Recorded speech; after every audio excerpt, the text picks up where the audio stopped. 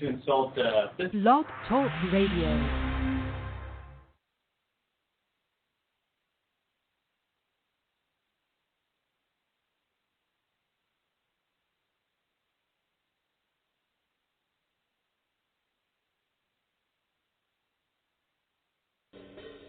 The best late-night conservative talk show in America, Sack Head Radio.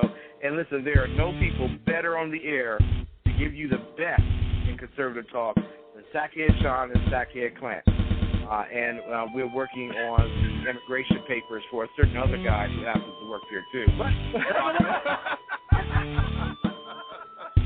For those who are tuning in around the world to the best in late-night conservative talk, Sack Head Radio. Sack News. Sack News. Radio. Sack News. Sack News. Radio.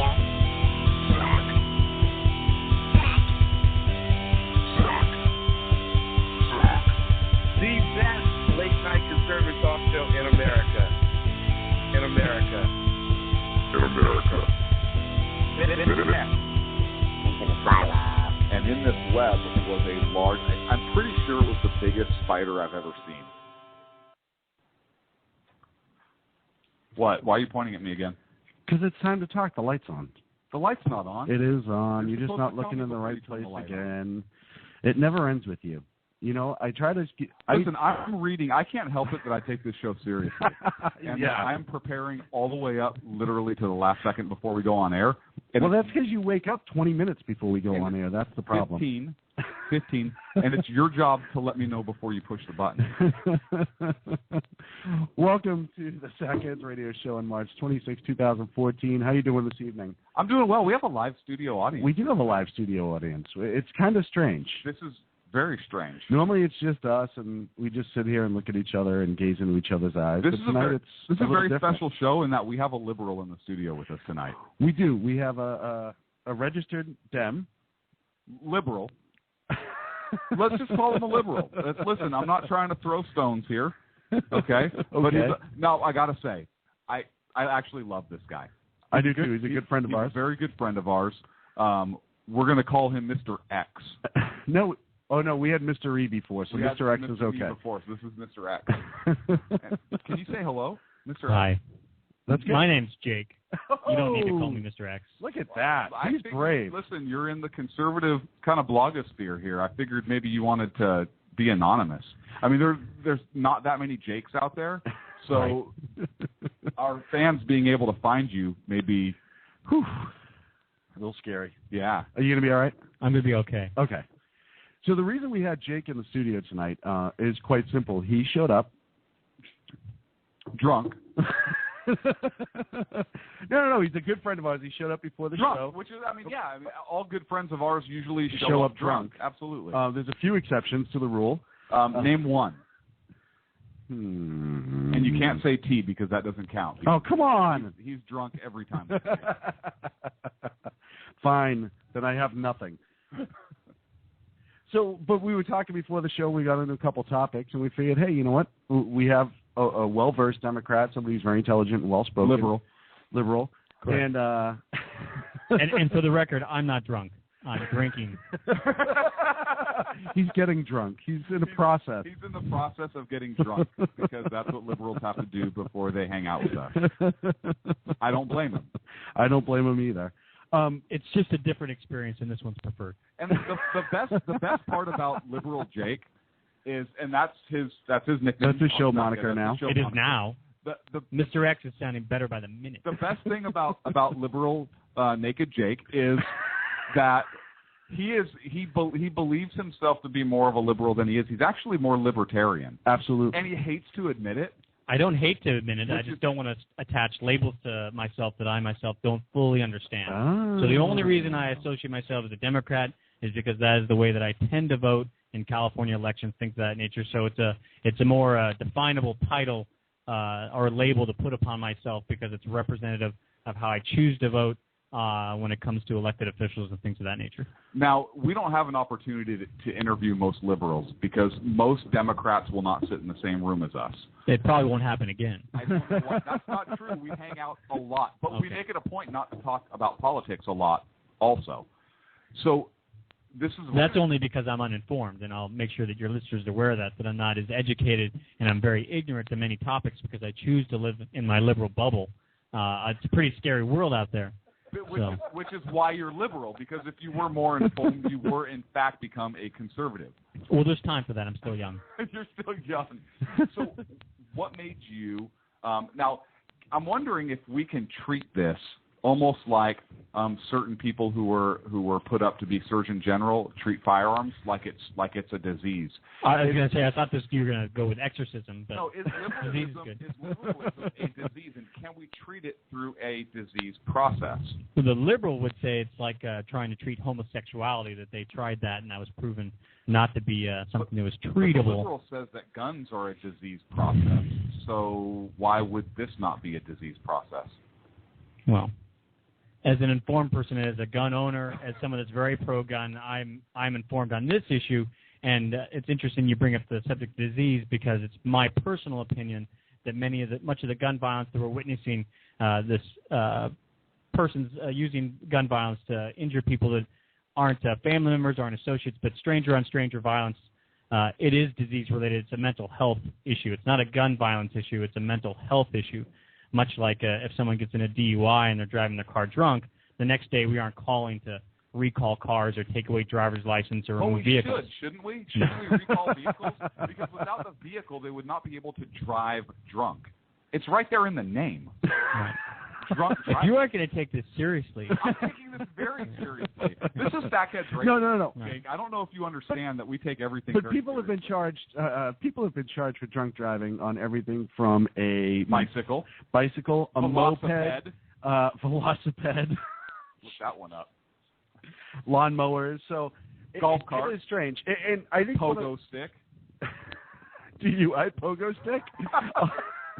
If that isn't a law, I'm going to look it up. I'm going to make sure that happens. We need to find that. Can we? You know what? I'm going to call. Good luck arresting somebody on a pogo stick. You know what I'm going to do is I'm going to donate to Senator Yee. I'm looking this up right now. We will get to Senator Yee, but I want to look this up right now. California State Senator.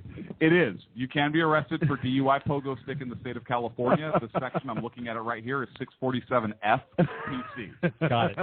There's not a subsection P for pogo stick. I don't know. That would be funny. I challenge any police officer that may be listening to this show to arrest somebody for DUI pogo stick. Is it cheating to carry a pogo stick with you? No, I would provide that pogo stick. And here's the problem: is I've been drunk before, and if somebody put a pogo stick in front of me, I would be so inclined. No. You would try to jump on it because really, that's the hilarity. What would lead up to that? The fact that they could pogo stick their way out of there. Then I think that would be their pogo stick to freedom. In fact, I'm going to get a pogo stick, label it Freedom Stick. Give it to the next police officer I see and see if someone can pogo their way to freedom. We may have a pogo stick champion in studio with us tonight. Ooh. Do we have anybody that knows how to pogo stick in the studio tonight? All right, T. Apparently, T is, yeah. T knows how to pogo stick. T, can we get you to weigh in on this? Well, come over here and weigh in on this. You're going to have to step up to Clint's microphone because I don't have one wired all the way over there. He turned beet red. Let me just paint this picture. He turned beet red. That's so cute. Well, he doesn't like to, advocate his ability to pogo stick and hula hoop. Right. Most of his championships are not. They're not censored? Is that what you're saying? They're not part of the organization? Tune into the Ocho, and you can catch... ESPN 8 the Ocho. Yeah. So what now, all seriousness aside, because you are educated. So right, seriousness is aside. We got that. Seriousness is always aside. So for our folks that don't know you, this Jake is very, very educated. Went to college. We don't need to see very, very. No, we're going to say very, very because you actually went to an accredited university, which is a big deal. Correct. University was in the name. And you were a poli-sci major. Correct. So were you raised in a Democratic family? Split. Okay. Democratic father, Republican mother. So what made you go to the dark side like Darth Vader and Essentially, both my parents had similar political ideals just because of where they were raised, and they were just basically went down those paths. And the number one reason I'm affiliated with the Democrats is because of where I align on my social values. Okay. And the rights I believe that need to be afforded to certain citizens, things of that nature. When it comes to finances and things like that, I tend to be a little more conservative. I believe in a perfect. Well, sure. If you want to assign a conservative point of view to my idea of firearms, then yes, I would say my. Well, there is, because you have the progressive point of view that believes the Second Amendment applies to the National Guard and the government and the militia only, and then you have, which they don't. Now, Clint's telling me what I believe. No. Yes. Or you have the conservative point of view, which tends to be the Second Amendment applies to the right of the individual. Fundamentally, I have the hillbilly opinion. The hillbilly opinion is that most of us just need Toyota Priuses to get to and from work. But this is America, gosh darn it. If you want that F-350 with a John Deere logo on the front, if you want to drive a Corvette, drive a Corvette. We all know you can't do 110 miles an hour on the freeway, but everyone can have a vehicle that's capable of accomplishing that. Right. It's us as good citizens not to do so. Same with if someone wants to own a race gun, a weapon capable of delivering rounds at a rapid pace so that they can participate in events or just have it for personal defense, things of that nature, then they should be allowed to own it because this is America. So individual choice. We don't legislate based on necessity and need.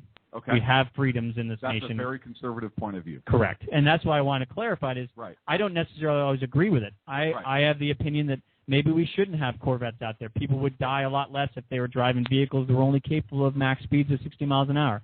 But I don't want to live in that world. It makes us safer and wraps us in bubble wrap.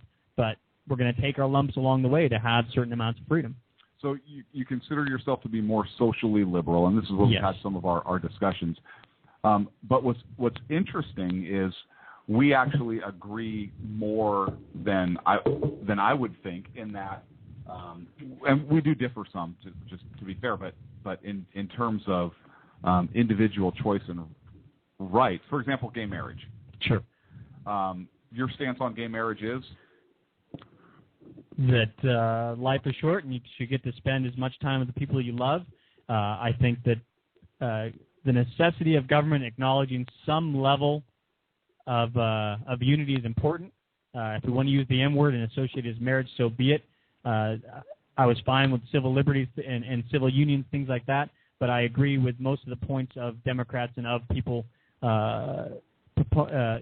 in favor of gay marriage, that it wasn't the same if you called civil unions. They want equal and identical rights to heterosexual couples, things of that nature. So I understand the motivation for changing the language to make sure that that persons are allowed to have gay marriage and things of that nature.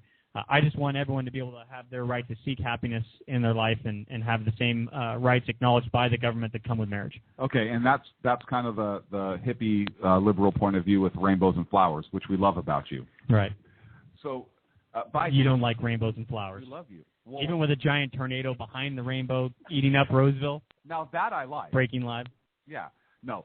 So, but do you think that whose job is it to define marriage? Is it the government's job, or is it the church's job to define marriage? The necessity is both. I think both have to have some kind of definition of what is going to be the union of two people. I don't want anything to do with churches. I don't want anything to do with how they define marriage. That's for each individual institution to decide. If a church or a group wants to deny someone membership based on that, based on their ability to have religious freedom, then that's great. I believe in religious freedom within this nation. However, I acknowledge that government has to have some kind of definition. You choose to say definition of marriage. They have to have some kind of definition for civil unions for two people being together for the purposes of tax code, for those kinds of purposes, just because that's.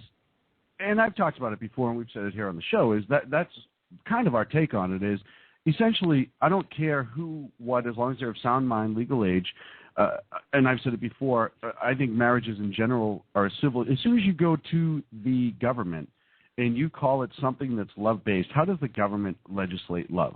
But if you call it everyone in this room is married. We know that has nothing to do with love.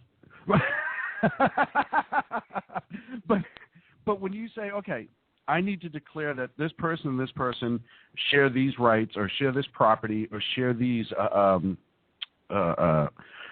health care or benefits, if you will. Okay, I understand that. But when the government wants to step in and say, no, this is quote-unquote marriage, well, now you're saying you're legislating love. You're legislating an emotion. Well, I would say you're legislating a religious definition at that point. Here's the issue I have with it, and this is more the libertarian in me than the Republican in me, and that is this. I think that marriage, as set forth originally, comes from biblical terms and so forth. Therefore, I believe it's a religious institution. I may not necessarily agree with that particular religious view, me personally. However, if there is a church, and there are churches out there, absolutely, legitimate churches that do recognize gay marriage, same-sex marriage, and if that particular church does, because I believe in freedom of religion in this country, I believe that church is free to recognize that. And if that church wants to call it a marriage, and they believe that marriage is recognized in the eyes of God, then that couple should be married. And now I agree with you in the sense of, for purposes of taxes and so forth, perhaps the government should be notified. But if the government is notified of a marriage from the church, I don't believe they should have the right to accept or deny it based upon the sex of the couple. However, if a church does not recognize that as marriage, I believe the state should not recognize it as marriage, and they should recognize it as a civil union. I'm okay with the state recognizing, for the same reason if you had an atheist couple, man and woman, and they got married in a courtroom or whatever, I believe that should be a civil union. I don't believe that should be a marriage. Again, it goes back to the whole, I believe marriage is a religious institution. So I'm okay with the state having civil unions and marriages. I'm calling them two separate things. And I don't believe that at that point you have the institution of marriage being destroyed, which is some people's concern, because if you have legitimate churches that recognize same-sex marriage and other churches that don't, it's your individual choice of where you decide to worship, and worship at a place that aligns with your ideals. But I don't think it's the government's job to recognize what that marriage is or is not.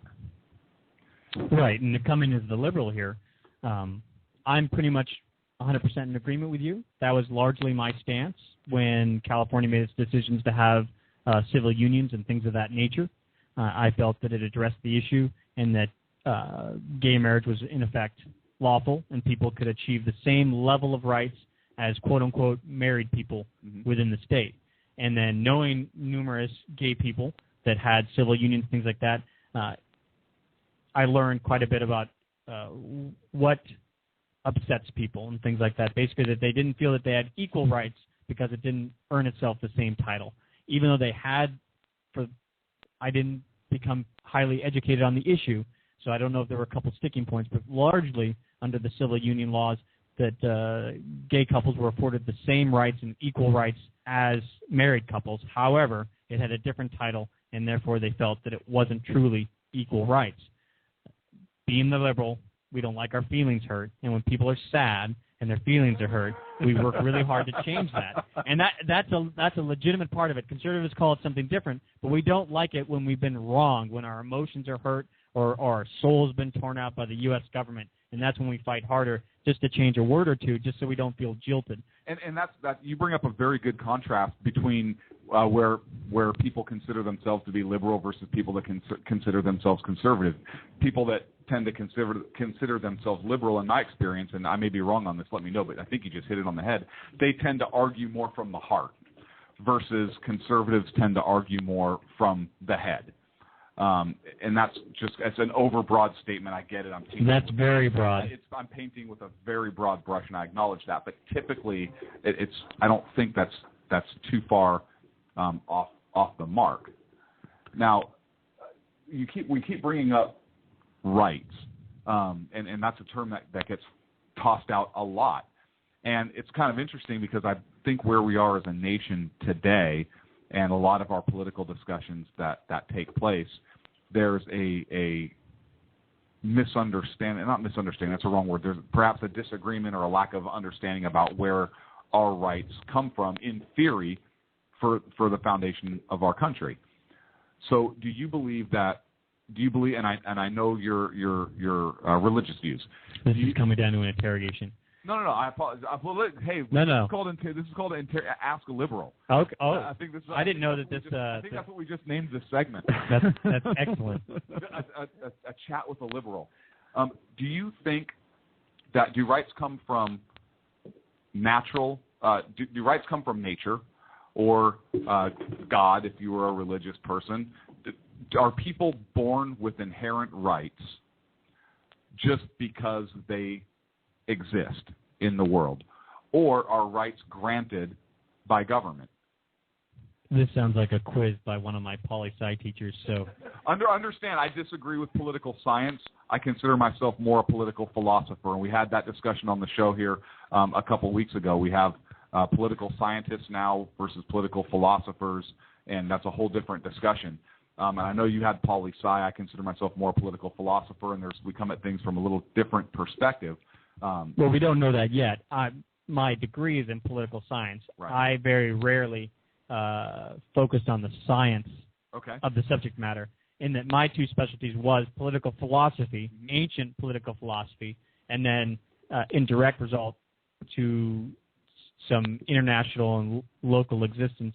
I'll skip on it. My focus was on terrorism, domestic terrorism, and war. And that's where the science comes in, only in the sense of logistics. Scientifically, what's it take to wage war? What are the costs? What's the 1 to 26 ratio of fighting man to support?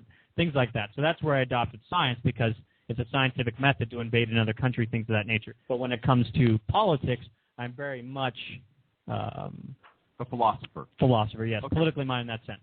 So as far as inalienable rights, I very much believe in the Constitution of the United States, which says that certain rights are inalienable, and they are granted us upon birth.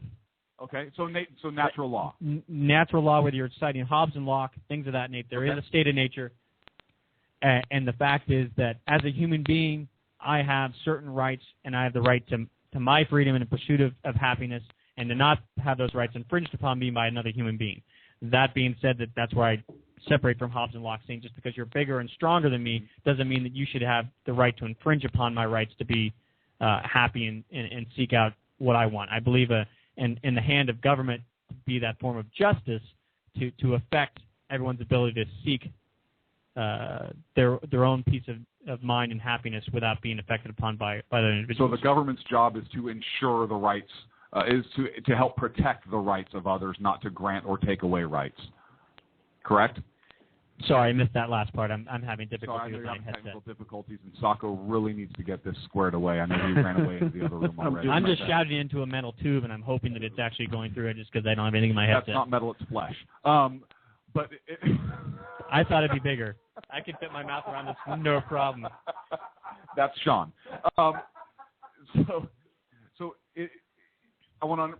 Your thesis is, because I agree with this point of view, that it's government's job to protect the rights of the citizens.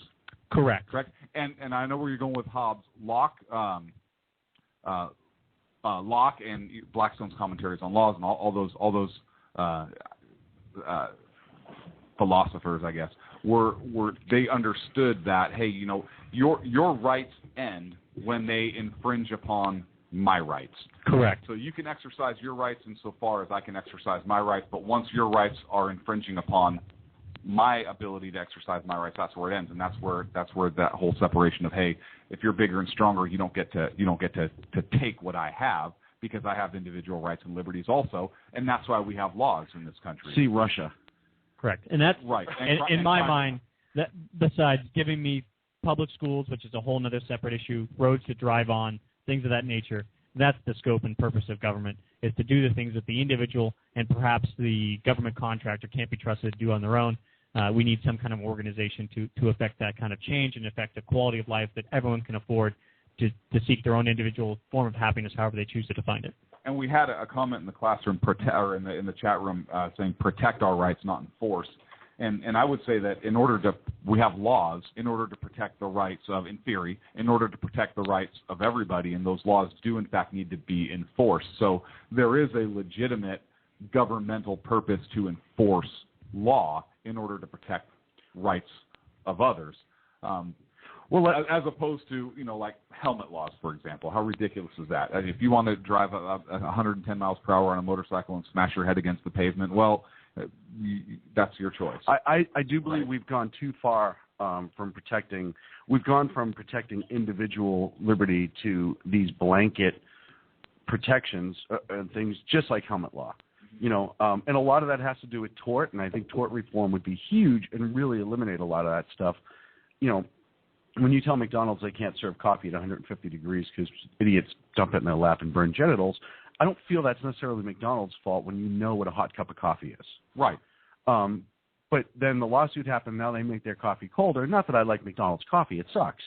But the simple fact is what you should have said is, well, don't go to McDonald's and put the coffee cup in your lap because that's your fault. You know, that personal responsibility we've done away with more and more, and we've done it through. It's always somebody else's fault. Exactly. Through these safety, like helmet laws and stuff like that. And that's something that we need to really start to pull back from. How long before parents start suing other parents because they let their kid go to school sick and then their kid got sick and then they missed a vacation, so they sue that family for reimbursement cost of the vacation? Right. How long till that happens? No, I agree. It's not far away. It's ridiculous. I mean, down in California in the Bay Area, you just had a school system that was so afraid to stop a kid from being a bully because of lawsuits that it forced the parents to go out and get a restraining order for their child against that other child because of lawsuits. The school essentially said, well, we can't really do much about this. Mm-hmm. We told them, we've asked them nicely, but because there's been so many lawsuits against schools for dealing with discipline stuff that they've essentially backed off, and now it forces this parent to go out and get a restraining order from one 9-year-old to another 9-year-old. And at the end of the day, I think, and Jake, I know, I'm pretty sure you agree with this, at the end of the day, those two should, one 9-year-old should walk up to the other 9-year-old and knock them out. I mean, that's my personal opinion.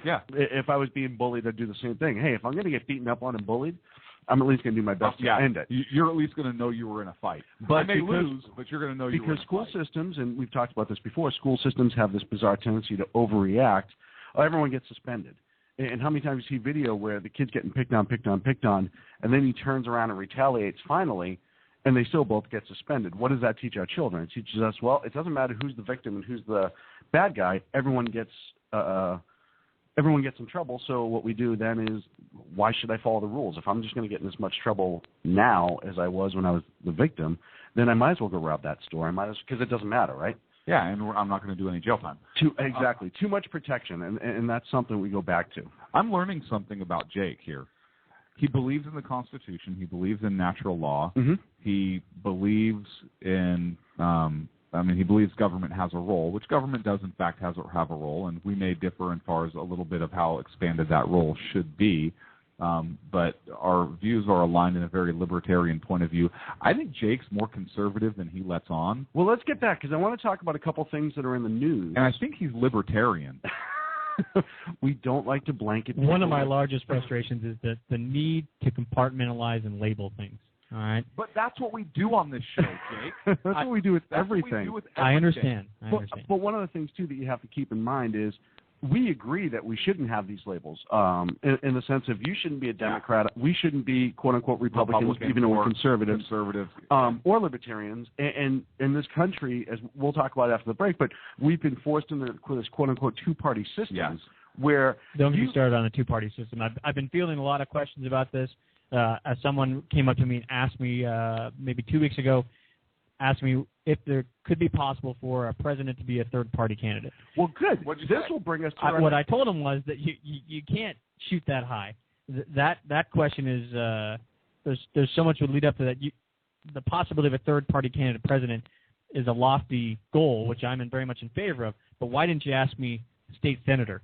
Right. Or lots of other things. And I talked about representative democracies in Europe and other places where the legislature is represented by the populace, so that 30% are liberal, or let's just say 30% Democrat, 30% Republican, 10% Green Party, 20% Purple Party. And therefore, the population of that Senate has to be that representative. They have to have senators that are elected so that it aligns properly with the population. Whether or not that can work for the U.S., I don't know, but that's how other places have figured out how to have multiple party systems that work and are representative of their populace. I don't know if that could happen in the U.S. I don't know, and I'd have to think about whether my initial reaction is I don't like that particular system. I am a fan of abolishing all political parties. I'm a huge fan of that. Wait, why don't we do this? We're up against a break, so let's take a break. You think about it. We'll come back in 3. I don't want to think about it. We'll thirsty. pick up. I need some coffee. We'll pick up the conversation of the two-party system with Jake in the studio, the House Democrat. We'll be back in 3 on the Sack Heads Radio Show. Sack Heads Radio. Sack News. Sack News. Radio. Sack News. Sack News. Radio. Reactionary Speak radio program. Introduce a little anarchy. upset the established order, and everything becomes chaos. I'm an agent of chaos. Oh, and you know the thing about chaos? It's fear. Friday night, 8 to 10 p.m. Eastern Time, here on BTR. How you doing? John Grant here. When I'm not slaving over a hot microphone on the 405radio.com Saturdays at 10 a.m. Eastern, I check out Sean and Clint here at Sack Head Radio. We all appreciate the best political bloggers, writers, and commentators. We either get them on our shows or we make fun of them, as it should be. So check us out live Saturdays at 10 a.m. Eastern or forever on the podcasts on the 405radio.com. This is Tammy Jackson, inviting you to join me on the Tammy Jackson Show every Tuesday night at 7 p.m. Pacific on the 405radio.com. Put down that remote and tune into the show that covers politics, guns and the Second Amendment, religious liberty, sanctity of life, the military, and more. I host newsworthy guests and work hard to be a conservative radio show that's not like all the others. So save Tuesday nights at 7 p.m. Pacific for me, Tammy Jackson, on the 405media.com.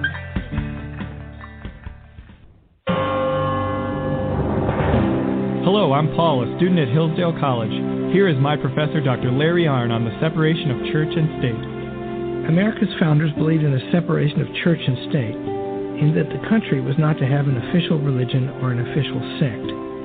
But that did not mean that government was to be hostile to religion, or even indifferent to religion, as many today argue. In fact, America's founding document, the Declaration of Independence, includes both a reference to God as the author of the laws of nature and a confident assertion that human beings are endowed by their Creator with certain inalienable rights. Far from being hostile or indifferent to religion, America's founders understood the theology of the Declaration to be an essential part of the education of citizens. This Constitution Minute was brought to you by Hillsdale College. To join the national conversation on the Constitution, go to constitutionminute.org.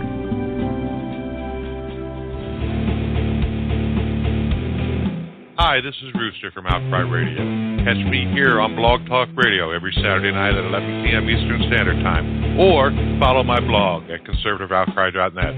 Now, back to the Sackheads. Thank you, Rooster, and happy birthday. Happy birthday to Rooster tonight. How old is he? Is he like 172? Well, it's kind of like a tree at this point. Until he's gone and we cut him in half, we'll have to count the rings. Because we have no idea. We have no idea. All I know is he remembered the Green Mountain Men because he sold them rifles. Well, I actually think he manufactured rifles, and he'd been doing it for years at that point. So, our good friend Rooster on Outcry Radio. Check him out Saturday nights here on Blog Talk Radio. 347-205-9399 is the phone number. If Sacco can free himself up to screen some calls, we're going to take some in a little bit. Now, before we went to the break, we're talking about the two-party system. Jake was talking about representative governments more in Europe, obviously, because there aren't too many else. Don't ask me to cite any, because I probably couldn't. The Whig Party and all that. Yeah, here you had the National Socialist Party. You had. I'm squinting. I know this is radio, but I'm glaring at He's glaring my at host. Point. But it brings up a very valid point, because your constant theme has been you don't like the label Democrat, you don't like the label Republican, you don't like the label Libertarian, which when we discussed that at the break, you kind of let me clarify. It's not that I for the listeners out there, the reason you need to avoid labels is because you want to avoid assumptions, you want to avoid stereotypes, things like that. Yes. And that all goes hand in hand. And that's the only reason I bring it up, is because I don't want anyone to draw any conclusions about me based entirely on one statement or on one label that's associated. We should have an open mind until you have a conversation with somebody, until you know for a fact that this is or isn't their opinion, then you shouldn't conclude to one. And some people have the strength and reserve to do that, and other people need to be reminded, and it helps to not have those labels to just facilitate conversation. I think that's an excellent point. I really do. I agree with that, almost word for word, actually. Almost. I do. Well, you're always going to have differences, and that's fine. Exactly. But, and labels save time. This is a radio show. Absolutely. Time is money. let's just. So we'll just keep calling you a liberal. Exactly. I'm not shaking that one. It's fine. But let me ask you this: if there was a group that, because you're not a big fan of the big progressive movement that's going on in the Democrat Party right now, this over-the-top, big government, in-your-face, government solves all the problems, expanded welfare, expanded Obamacare. That's not really your bag. You don't. No, not whatsoever. There's a fine balance between giving somebody who actually needs help, and then giving the house away, so to speak. So if there was a party... Let's not say give the House away, because the Republicans control that right now. Giving the Senate away. Giving the Senate away. There you go. Now, if there was a party that came out, like for the Republicans, the Tea Party came out, and it's that more kind of grassroots, it's that more back to Constitution, smaller government, more so than the Republicans are. Crazy people in funny hats. Depending on who you talk to. Correct. And that's why... Was there a picture of McCain floating around here? There's a tremendous amount of Tea Partiers that the movement's been bastardized, and I'm sure there's lots of Tea Party members that are very upset at the way the media, the liberal media, portrayed them, because it was fun. I mean, it was really fun to point out the absurdity of the Tea Party, and I use absurdity in a positive word, right? In that how accepting they were of a broad scope of ideals. So after a question just came in, and I love Iggy Mom, but you have just screwed everybody up in our fan base, which is awesome. They're just spinning out of control. Is the other guy a collectivist, progressive, liberal? Like, what is he? And this... Iggy, is it Iggy Mom? Yeah, and she's Iggy awesome. Mom. I'm Jake. Hi. He's just Jake. He's a libertarian, but he refuses to say libertarian. But it almost comes to that. But this goes to the individual liberty of right. He doesn't want to identify. Right. Okay. Great. Right. No. I support. Listen, I support absolutely. Anybody listening. We honestly, Jake is a very, very good friend of ours, and we love him to death. And so I don't want to. You get people on the show that aren't very good friends of yours? Yeah, occasionally. Okay. You guys got petty cash? Actually, sometimes we have. Anyway. No. I rifled through your papers before you got here. I see the respectableness of your show and the you know. But yeah, Jake. Yeah, you're a Jake. It's a Jake party. But it's a new term that we're using in the political realm to identify somebody who doesn't want a political label on them. Is it now called a Jake? But votes Democrat, so they are now a Jake. But it's kind of like a Jeffrey, and I forget what movie that was from, because Jeffrey's so nice, right? Oh, everyone's a Jeffrey. Right. I forgot what movie. That's good, though. The furry wall. Bizarre reference, but that's good. Yeah, so he's a Jake. Now, if there was a party... Wasn't that Get Him to the Greek? Yes. It was, petting the wall. Yeah. Sorry. There's a lot of things bouncing around in this head of mine. Now people are voting on whether you're a libertarian or an independent. This is wonderful. That's wonderful. Awesome. But so you're going to be whoever wins the vote, just so you know. Yeah, okay. You'll have to... Let me know if I have to fill out any paperwork. I can tell you from knowing Jake that he does not smoke dope. That was one of the questions in the chat room. Yeah, does Jake smoke dope? Do you smoke dope? I never have. Oh, but that almost not once in my entire life. No, not really, because we have libertarian views about, of course, but we have different views when it comes to... I have very interesting views when it comes to consumption of narcotics, but we really don't want to go there. Okay. I want to stick... So if there was a party that better aligned out there, say if there was an old Blue Dog Democrat party that came out calling the Blue Dogs, something that was a little bit more closer to the conservative, fiscal conservative, the individual liberty, but the social values, would you align yourself or would you call yourself a Blue Dog at that point? If there was something that was what you were specifically, would you be more apt to identify as that?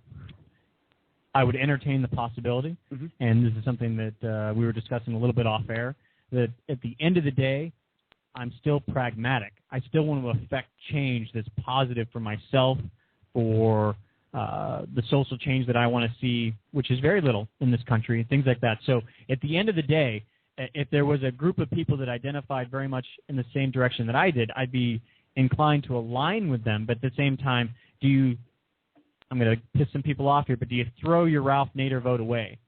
Because in our current system, whether it's electoral college or, that's been hammered out, that can you affect any change is the question. And ideally, that's one of the reasons why I'm a Democrat, is I have to choose one way or the other, and it's just a lesser evil oftentimes more than getting the change that I want of country or preventing the change that I want to avoid. But I don't think, and I could be wrong, correct me if I'm wrong, I don't think you're the type of person to vote for somebody just because there's a D next to their name. Oh, no, absolutely not.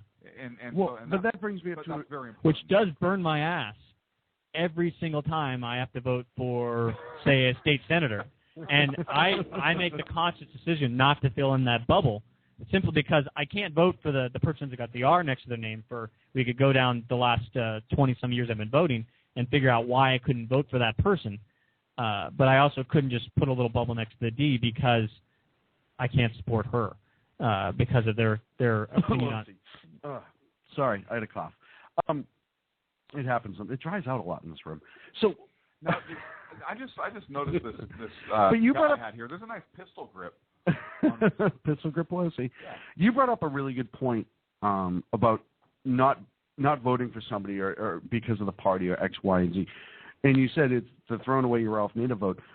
Don't you believe, though, if enough people start to do it repeatedly, that then gains the identity? You might lose a few elections.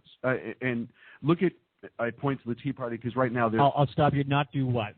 Choose to vote on some issues, but not because that data isn't really collected. If I showed up to the polls voted voting for the person that you truly believe versus the party, which you said you don't do, but you brought up the Ralph Nader thing. You're not a big fan of that, throwing away your vote, voting for that third party who's never going to. But it takes time. I mean, you look at, we're, 250 years in, and there's a reason we have a two-party system. 400 if you ask a certain Democratic senator out of Texas. The world began 2,012 years ago. 14, I don't know. When did Jesus raise the dinosaurs? But at some point... This is conservative radio, right? So you guys believe that Jesus rode a dinosaur and started like a cowboy. Now, right? I haven't seen the Russell Crowe movie yet. Don't ruin it for me. There's an ark and there's a lot of water. But don't you believe that you said you wanted to affect change, and that was one of the big things. To do that, you have to start small sometimes, and you have to kind of light that fire. You have to do that grassroots thing. So wouldn't it be prudent to vote for that person, even if it's a quote-unquote throwaway vote, and start getting – because what happens, and I think this is what happened with the Tea Party, is people were afraid to vote for that third person because they didn't want to throw away their vote. And then all of a sudden that next election turned around, and instead of 500 people, 1,000 people voted. And then all of a sudden the word gets out, hey, you know what? Enough people are starting to support this guy. Our side might have a chance. We got to keep this going. We got to keep that fight going. You know what I think, honestly, on this? I think, and we kind of started going down this road a little bit before the break. I think, now hear me out before you yell at me, both of you. I think that if we do... How long are we going to have to listen? With both, like 20, 30 seconds. Do away with both political parties, including the president, vice presidential ticket, and just go. Oh, see, I could hear the sigh over. I'm waiting for it. And you know what? The top vote getter, the top electoral vote getter is president. The second electoral vote getter is vice president, and that's it. Whether they're both Republican, whether they're both Democrat, whether they're both whatever it is they are, whether you get one of each, it doesn't matter whether you end up with like a Washington Jefferson or whatever you end up with. I believe that's the best way to go about it, because then you don't have. I don't know. I think that you'll have. Wouldn't it have been weird to see the Bush-Gore ticket in 2008? The stickers would have been everywhere. I hear the Odd Couple music playing in my headphones right now. You're not voting for a ticket. It's true. You are voting for the person. And if you get the most electoral votes, hey, you're the president. Next is, and you're the vice president. Right, and I hear you. Away with primaries, right? So you can have everybody infighting, beating up on each other. Hey, whatever it is they're going to do. Right. When I graduated from liberal college, they didn't give me my crystal ball, and unfortunately, as I talked about, I'm very pragmatic about this, and I think a good government is a functional government, and that's one of the number one problems that I think. See, I think a good government's a small government. Small, but it doesn't matter whether it's large or small. If it's not functional, if it's not effective, then it doesn't matter. Well, whether it's a large Senate or a small Senate, the number one reason why I think the approval rating in the Senate and the House is so low is because they're accomplishing nothing. They're not satisfying either base because they can't agree to do anything because they're so bifurcated. And if you were to have a Republican president, a Democrat vice president, and this bifurcated group, then they probably couldn't affect any change or any government because that's how these suckheads work. But the vice president does nothing but... He runs NASA. He runs NASA. And he's a tie-breaking vote in the Senate. Right. And but we also don't want to see people calling for the assassination of the president, so therefore that they can. Yeah, but I mean, look at how it's set up right now. Right now, Boner. Sorry for all of our listeners. Boner is the third in line.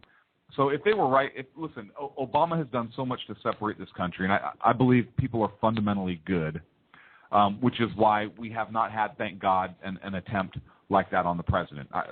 We're not a violent show. We don't preach violence. We don't believe that's the answer. At all when you're talking about assassinations and all that kind of stuff.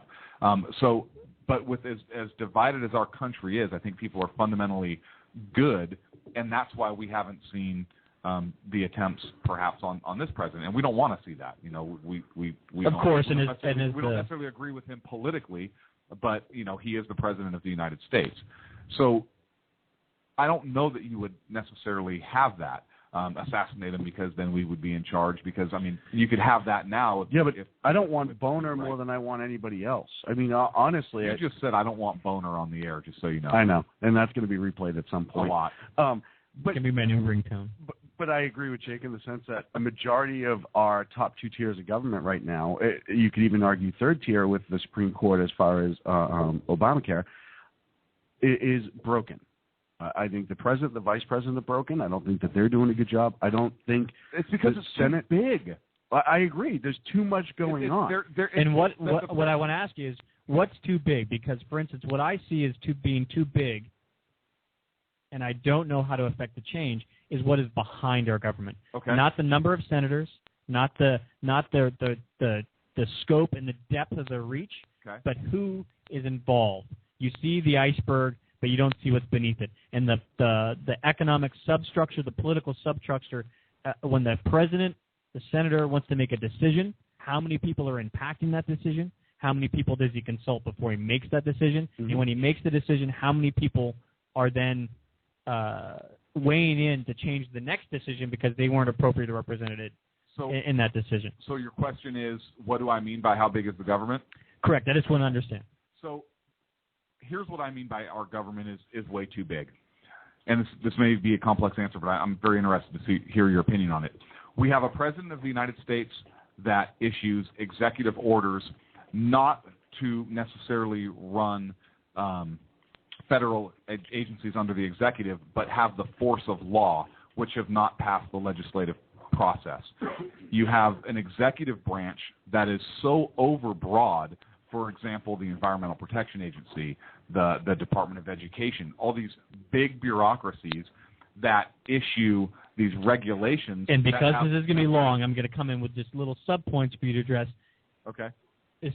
The purpose of the executive branch, it's not a clever name, is to execute, to make decisions quickly and accurately as they're needed. No, the purpose of the executive branch is to represent the executive function and execute the laws of the United States, which is passed by the legislative branch. Correct, and that's why we might differentiate on what he's actually executing through those presidential orders, things of that nature. So we're speaking very broadly, and I just want to remind people that I don't want anyone to infer what either one of us are saying to a specific issue, because unless we're going point by point, we can both agree that sometimes the president, whether he's invading a country for 100 days or using an executive order, that is his purpose, but we can disagree on the subject matter of what he's actually doing. Okay, we can disagree on. I don't know that I agree with that. Okay, so we'll see if we get there. So the president has a very specific purpose, right? He's Correct. the commander-in-chief of the military, yep, and he is to execute the laws of the United States of America. Correct. Period. That's it. He runs the executive branch. He really represents the federal government. He's the chief executive of the federal government. So I believe we've expanded government to now under the executive you have all of these different agencies. How many different federal agencies under the executive do we have? And how many of those are duplicitous? And each of those agencies, a lot of those agencies, are capable of issuing regulations that don't pass the legislative process. They're just regulations that have the same force of law and that impact people's lives just as the force of law does. And in the state of California, the California Code of Regulations, one example, it's an administrative code that carries a penalty equivalent to what their state law has as misdemeanors, yet it has not passed the legislative process. And on the federal government, So the 10th Amendment may allow the states to do that. But on the federal level, there's not that mechanism in place. And we have so many of these large federal agencies that have the ability through executive order to issue and to enforce these regulations that have the force of law without going through the legislative process. That's one instance of what I mean by government's too big. It's far too overreaching into far too many aspects of our lives, and decisions are being made by bureaucrats, not by elected representatives, or those decisions, those rules, are not being vetted by elected representatives and going through the legislative process, and yet they are enforced as law, essentially. Correct. Also, I believe government's too big in that we no longer have the states represented at the federal level. The 17th Amendment was passed after the administration of Woodrow Wilson, big-time progressive, and I'm not calling you a progressive because I don't think you are. Ask the pollers. Where's the poll at? Am I a progressive? No, they're trying to figure it out, but nobody's called you a progressive because you believe in the Constitution and natural law. You can't be a progressive. But you have direct election of senators. And what that did, as our government is originally set up, you had the House of Representatives popularly elected. You were a poli-sci major. You know this. They represent the people of the United States.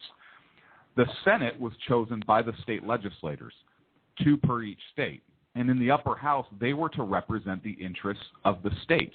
Our founders were, as you know, were very, very big proponents of states' rights. Huge. That was one of the major things they were worried about during the Constitutional Convention was, hey, do we maintain our ability to have a state influence at the federal level? So you have the Senate that was designed to represent the interest of the states, not subject to public election or public recall, but subject to recall and election by the state legislatures to represent the interests of the state. And then you have the president that represented the federal interest. And then you have the courts, which were set up, obviously, as the third branch of government. So when you had a direct election of senators, you took the representation of the states out, which grew the power of the federal government because now you have this large federal government that can act outside of the interest of the states that know how those decisions are affecting state business and commerce and so forth. And to give an example, Obamacare is a big example of that for me in that I don't believe, if you look at 22 attorneys general brought lawsuit against the federal government for Obamacare because of how that bill negatively impacted the economies of their state or how they projected it would, that would have never passed in a Senate that had senators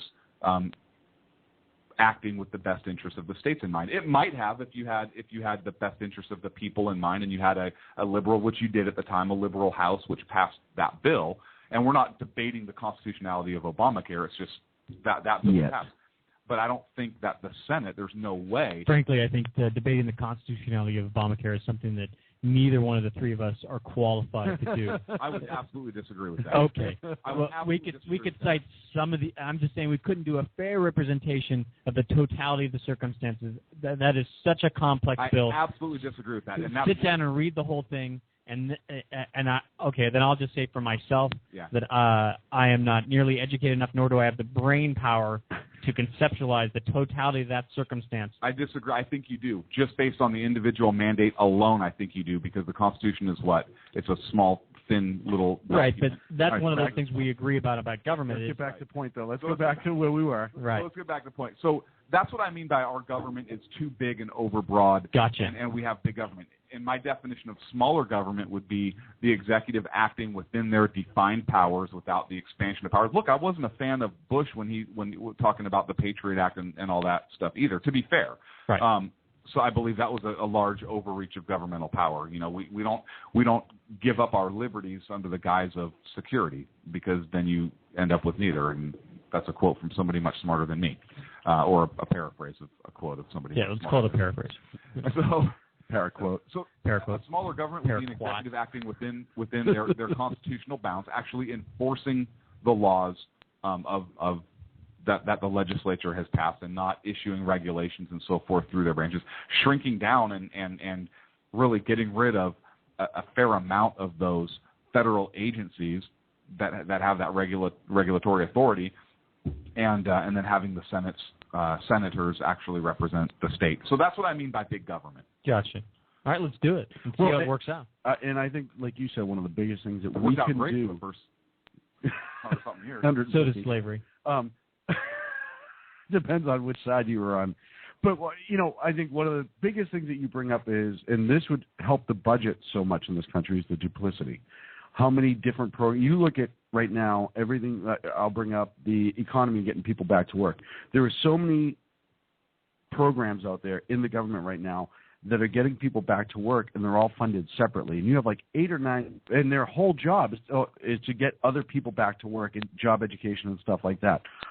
Why do you need 600 people to do that when you could do it more efficiently with 3, and you're not paying for 3 times the programs? And I think that's something that needs to be addressed, and that's something that government has done more and more as time's gone on. It's almost, and I'll tell you, it came from the good old boy network, if you will, of, oh, my buddy needs a job, let me create a job for him by starting this. And it's a do-nothing job, and nobody will even know you're there the first couple of years, and then all of a sudden hey, this falls under the office of the blah, blah, blah. Oh, well, we need to get him 25 workers and all this other stuff because he was hiding in the closet. That's something that really needs to start working away. And I think if that happened, you would see a lot more people have faith in government again, because you don't see what happened with Lois Lerner, where completely out of control with the IRS, targeting political groups, but because when it's smaller, you have more ability to check and balance. And I think that alone is a huge start that could happen right now with the government, that if we started pulling that back, pulling that size in general back, it'd save money. They'd have more control over their employees, which they need to. I mean, you look at... But how do we do it? That's what you have to do to suck me in. Well, you have to start being real. You know what? I apologize to interrupt. I need to address something in the chat room. Somebody in the chat room just said the Patriot Act was written by Joe Biden under the Clinton administration, and I want to make this point.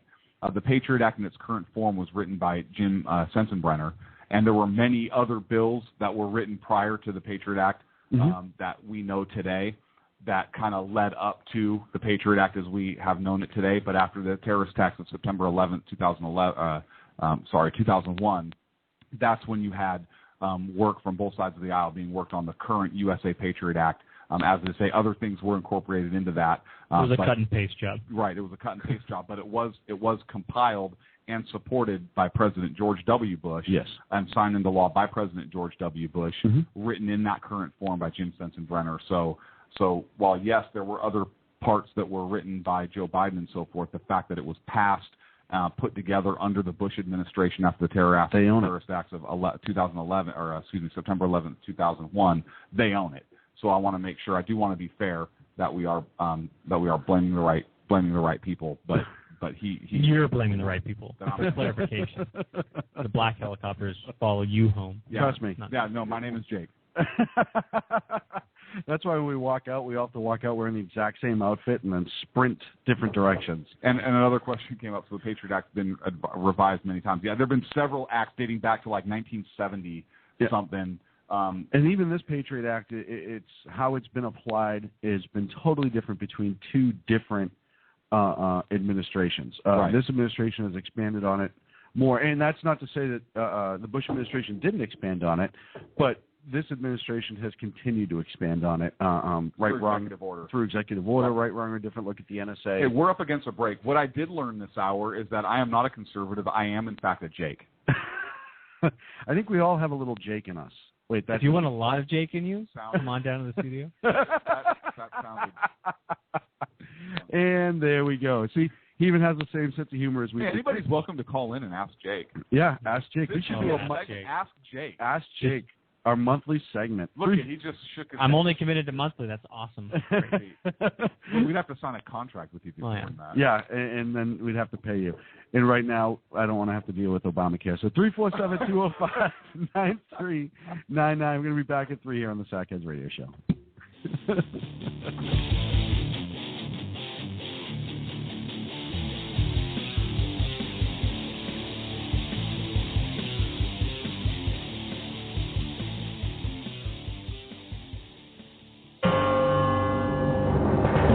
Hello, I'm Lori, a student at Hillsdale College. Here is Hillsdale President Dr. Larry Arnn on how the founders viewed God as the source of our equality and legal rights. America's founders knew, obviously, that human beings are not equal in terms of strength or beauty, or in terms of intelligence, industry, or talents. They understood that because of such differences in talents and things like that, some people would be wealthier than others. But human beings are equal, the founders believe, in their possession of natural rights, such as the rights to life, liberty, and property.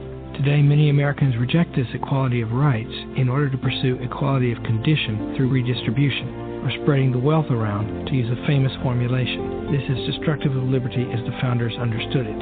This Constitution Minute was brought to you by Hillsdale College. To join the national conversation on the Constitution, go to constitutionminute.org.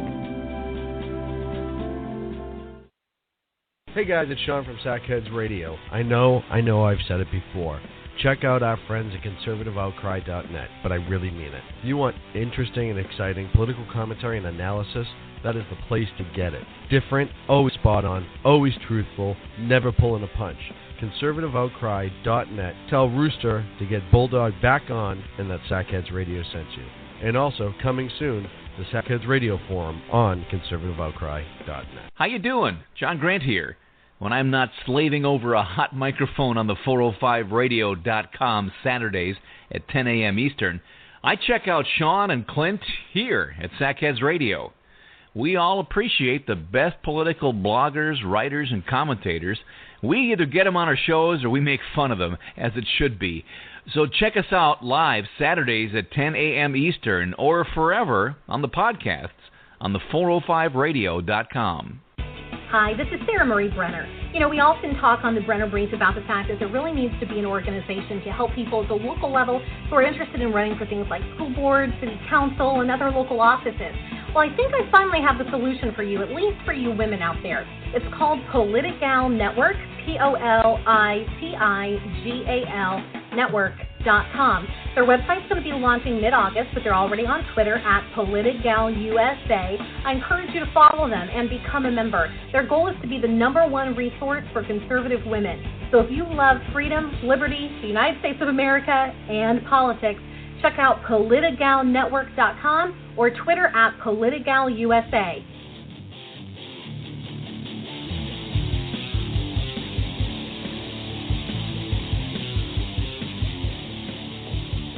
Now back to Clint and Sean on Sackheads Radio, radiating elegance and quality. Then Jake was riding the llama, and I was like, are you kidding me with the llama? I don't even understand. I thought we had that tied up for good outside. We did, but Jake was just...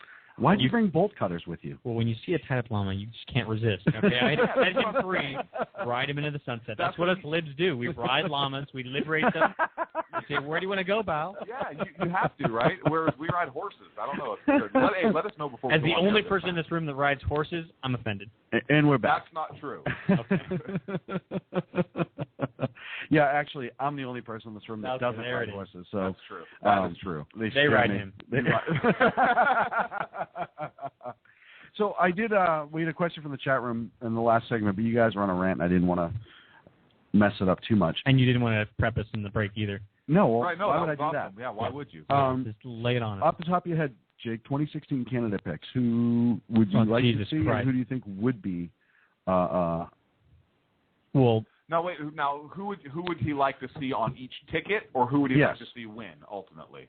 Each ticket, and then who would you like to see win? And why? Oh, Jesus Christ. Not the ticket, but who would you like to see? Because I don't like any of them. If anybody has learned anything from this conversation, then I'm dissatisfied with my government. You're a that Jake. That it's a shit sandwich, and I just have to just chew You on know it. what? You sound like a tea partier. Sound like a lot of things. No, I don't pretend to know that there's any one candidate out there right now that I see as my savior. So okay? who do you think, or the type of person? Right. Who do you think is going to win the Republican nomination? Who do you think is going to win the Democrat nomination? We'll just go with that. And I don't know. I'd just be throwing lawn darts. That there's with the exception of some certain events in North Africa, Hillary still got a chance. Right. It's possible.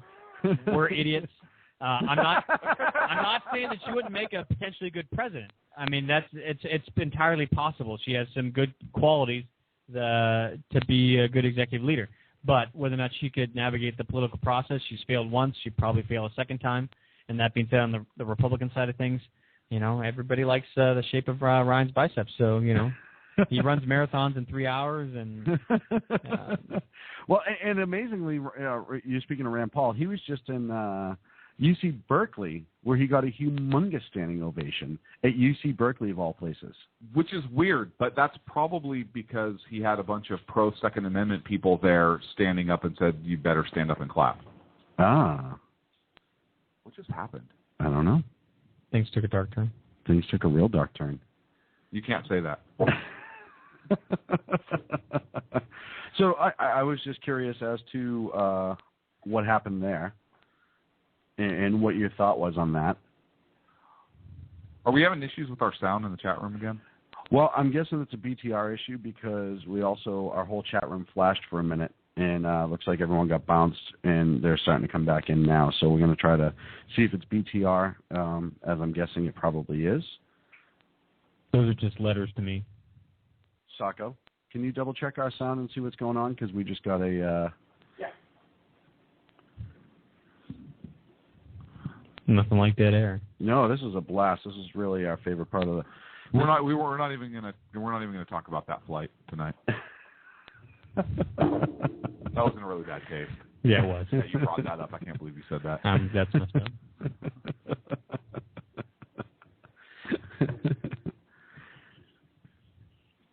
You know, I don't know, Jake. I think that I think Hillary has a chance. I mean, people like her. They just seem to like her, and I don't know if this Benghazi thing is going to stick to her or not. It should, but there was talk of, I don't know that Governor Brown in California won't run if Hillary doesn't. I mean, he's tried to run before. He's actually old. He is, but he hasn't done a horrible job in California. I mean, he's actually been fiscally conservative on a lot of things. He really has. He's vetoed some wonderful things. He's vetoed some wonderful things. He's has not been horrible on the whole gun agenda. Correct. So, has he been, more socially liberal on some things? He has, and has he spent some money on some things like the train to Fresno? Yeah, he has. But all of us want to go to Fresno at 120 miles per hour. Everybody goes to Fresno at 120 miles per hour. Everyone wants to get the hell out of Fresno. The problem is that you're stopping. Most people just want to go through the no at 120. We don't want to stop there. Exactly, right, with no brakes. But look, something interesting happened today in California. So there was some gun legislation that was give our listeners some background. Some gun legislation that was actually being watched nationally, and it was proposed by California State Senator Yee, and he was trying to do another assault weapons ban, trying to get rid of the bullet button. In California, you can't have a rifle that looks mean and have a detachable magazine because it looks even scarier. I don't know.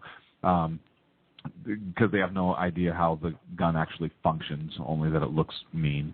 You just have to be smarter than the legislature, which doesn't take tremendous amount. Exactly. So he proposed all these bills, wanting to ban magazines capable of accepting more than 10 rounds, and all kinds of stuff. And he was just a big anti-gun guy, public safety. Number one, these things are mean and nasty. Anti-assault gun guy. Let's be specific. I apologize. Anti-assault gun guy, because that's just code again because the gun looks scary. Right. It's black. It has a couple handles on it, pointy ends. Right. And optics. Yeah. We all know guns should be brown and smooth. or like different color, like have flower pattern painted on it, right? Like a Hello Kitty M16. Right. No. Flower pattern is camouflage. Oh, that's true. Then we'd be afraid of flowers because there could be somebody with a gun hiding amongst them. And you can't paint it pink and put a smiley face on it because then that would attract kids. And you don't want to attract kids. On a total side note, my DVR is sitting not that far away, and Real Sports, can I cite other television shows? Of course. Copyright infringement here. Real Sports is a wonderful television show that I've been watching for years, and they recently covered youth shooting sports, and I'm only halfway through the segment. Okay. And that's because I was so angry I had to pause it, but they were getting into the good stuff. So I'm looking forward to reviewing that because they specifically bringing this full circle, is they were shocked and amazed firearms were manufactured for children and marketed to children. And that they thought that was, in the tone of the piece, it was clear that was not a good thing and that children should not be marketed to, and weapons shouldn't be built for children, and that was a negative thing. If any of our listeners want to teach their young children how to shoot, there's a great firearm out there called the Cricket. It's a great single-shot bolt-action. It comes with a little stuffed animal that is a cricket. It does kill children when you shoot them with it, though. That was one of the things it covered. When you give a small child a cricket and they shoot the other small child, that's not the gun's fault. No, that's a parenting thing, fault, education thing. Yeah. Individual responsibility. Yeah, doesn't matter how cute the gun is, doesn't matter how cute the stock is, but we're getting to that. But yes, the shock and amazement that firearms were manufactured for the purpose of children to hold them, love them, manipulate them. You know what irritates me is that some guns are made for skiers. Right. I mean, you have biathlons. Listen, it is dangerous to ski in and of itself. Mm-hmm. I know. Never mind with a gun on now your back. You're trying to ski with a gun. What happens if you fall and that gun goes off? And then you're forced to what actually... happens if you're on the mountain and that gun jumps off your back, fires itself into the mountainside, causing an avalanche? No, we actually have two greater problems. One, we've now created a reason to make me want to ski, if I can ski with a gun. And two, I know. And two, the number one problem with skiing is it's so busy, the slopes, the people everywhere. But now we have Jake with a gun on the top of the ski slopes. That slope might be a little less busy. So what you're saying is we should all go skiing with you when you bring your gun. I think that might be the quote of the night. Listen, we're getting off topic. The quote of the night might be, we have a topic? You're making me want to ski. I think that is. You're making me want to ski now that I know I can ski with my gun. With my pink cricket. With my pink cricket, which is it has to be a biathlon gun. So like a straight pull bolt. And, all right, yeah. But let's get back to Senator Yee. Now this is a story, Yee and guns, from KRON4 out of the Bay Area. The Bay Area is it's all over the place. It's all over the place. But this particular story that I'm using as a reference is from KRON, and Yee was arrested today. California State Senator Yee was arrested today by the Federal Bureau of Investigation. I'm surprised they even knew which way the handcuffs go on. Maybe they didn't handcuff him. So Yee was arrested for, guess what he was for? Yee discussed helping an undercover agent get weapons worth between $500,000 and $2.5 million, including shoulder-fired missiles. Yeah. And fully automatic weapons. Yes. Mm-hmm. Assault weapons. Mm-hmm. And this was for a military, right? He was trying to procure firearms for a militia? Or? No. This is for just dealing weapons to people because. Okay. On the illegal gun market, nonetheless. Yeah. So, okay. So he doesn't want you to have a gun because it looks mean. You're not responsible enough. A black gun with pointy angles and a pistol grip with but a high-capacity magazine. Shoulder-fired rocket is okay. Now, what I want to know, because according to the complaint, only for a criminal, though. Yes, only for a criminal. You can read the criminal complaint. I did online. I did as well. I didn't. And his source is actually from discusses the Philippine government. He says was secretly funding some of the Muslim rebel groups in an effort to create a distraction so people would not focus on all the corruption within the Philippine government. That's a quote from the complaint. So if he's getting this, his arms dealer is coming from the Philippine government. He's bringing these weapons into the United States, and they're helping to fund some of the Muslim rebel groups, and he's getting money or giving money to go into that. I mean, can't you tie some kind of... You could say that he's harboring and helping terrorists. Yeah. You absolutely could make that argument. And I don't know if it'll go down that far. I have a feeling in that Jake and I talked about this before the show. I have a feeling they're going to try to use him to try to save his name and linchpin to turn on everyone else that was involved and then maybe go after them. But listen, like I said, if you read this whole complaint, it's like a mob movie out of the 60s. It is like The Godfather, where this person's on the take, this gang activity's going on, this person helps that person, et cetera, et cetera. It wasn't just Senator Yee. It was a political consultant that's worked on his last 3 campaigns that's very close to him, the political consultant's son. The feds had him convinced that they were members of La Cosa Nostra, and they were trying to work like a deal with them.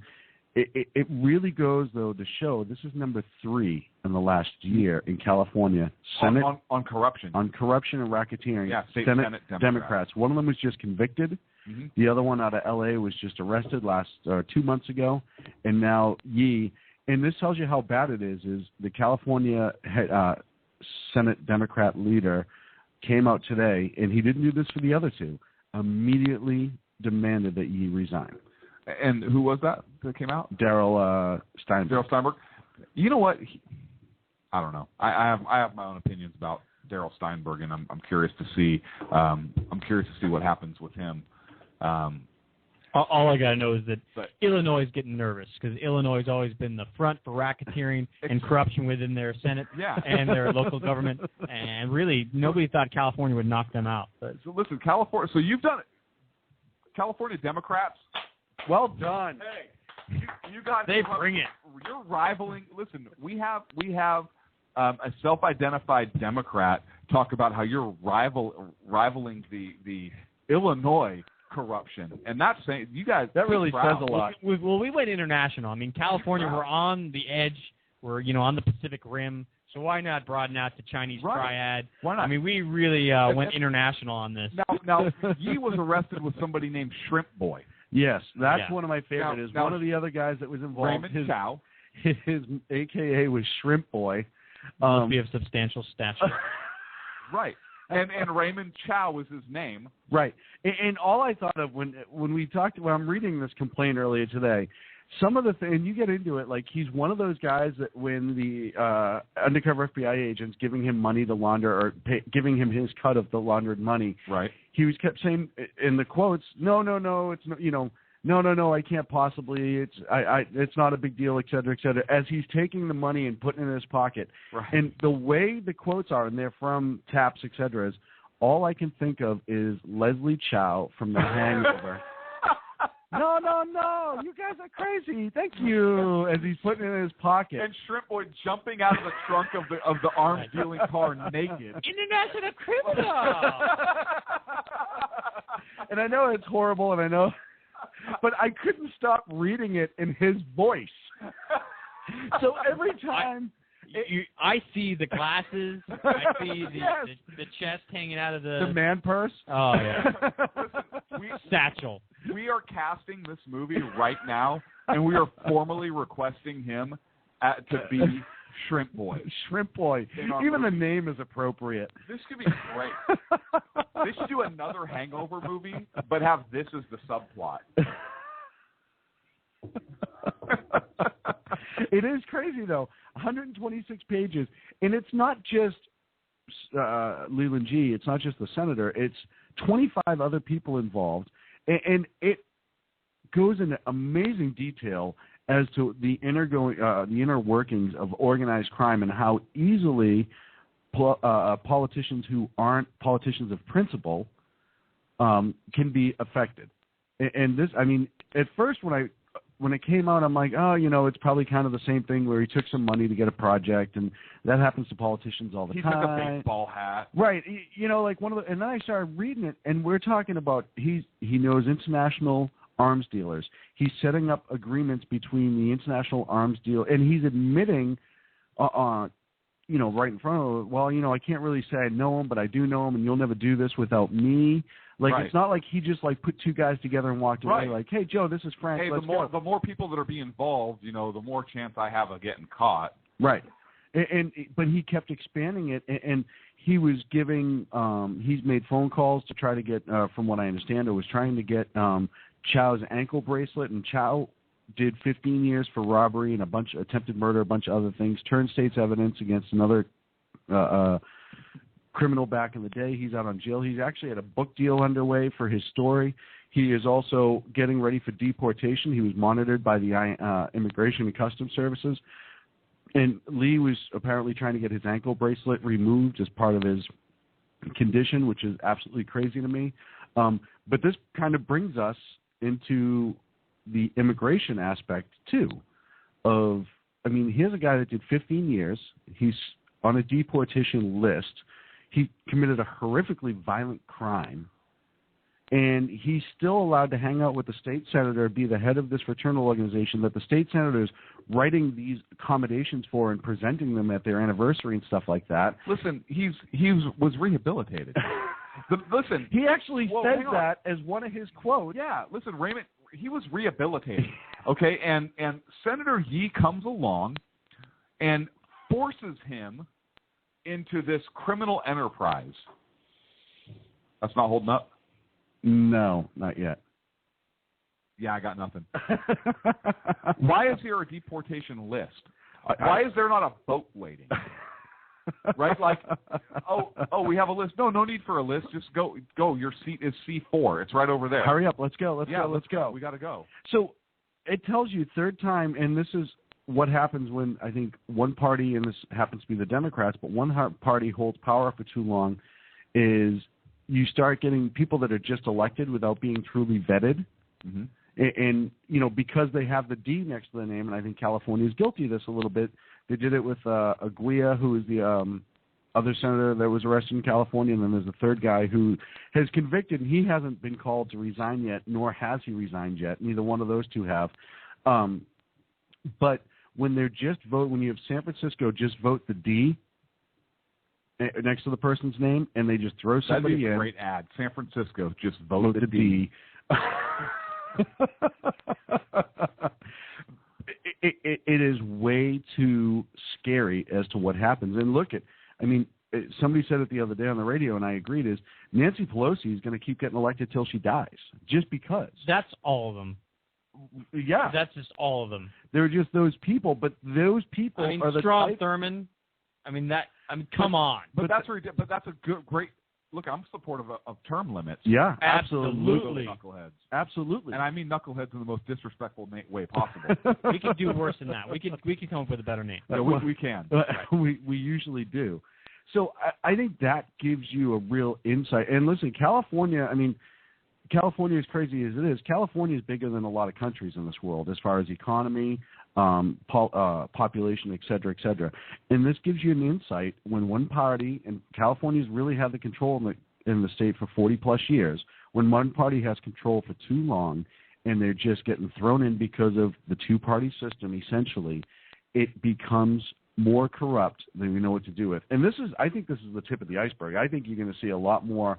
I think when you have any group like this that's close, and I think once you see a couple of them are doing it, you're going to start quickly realizing how many other people are doing it.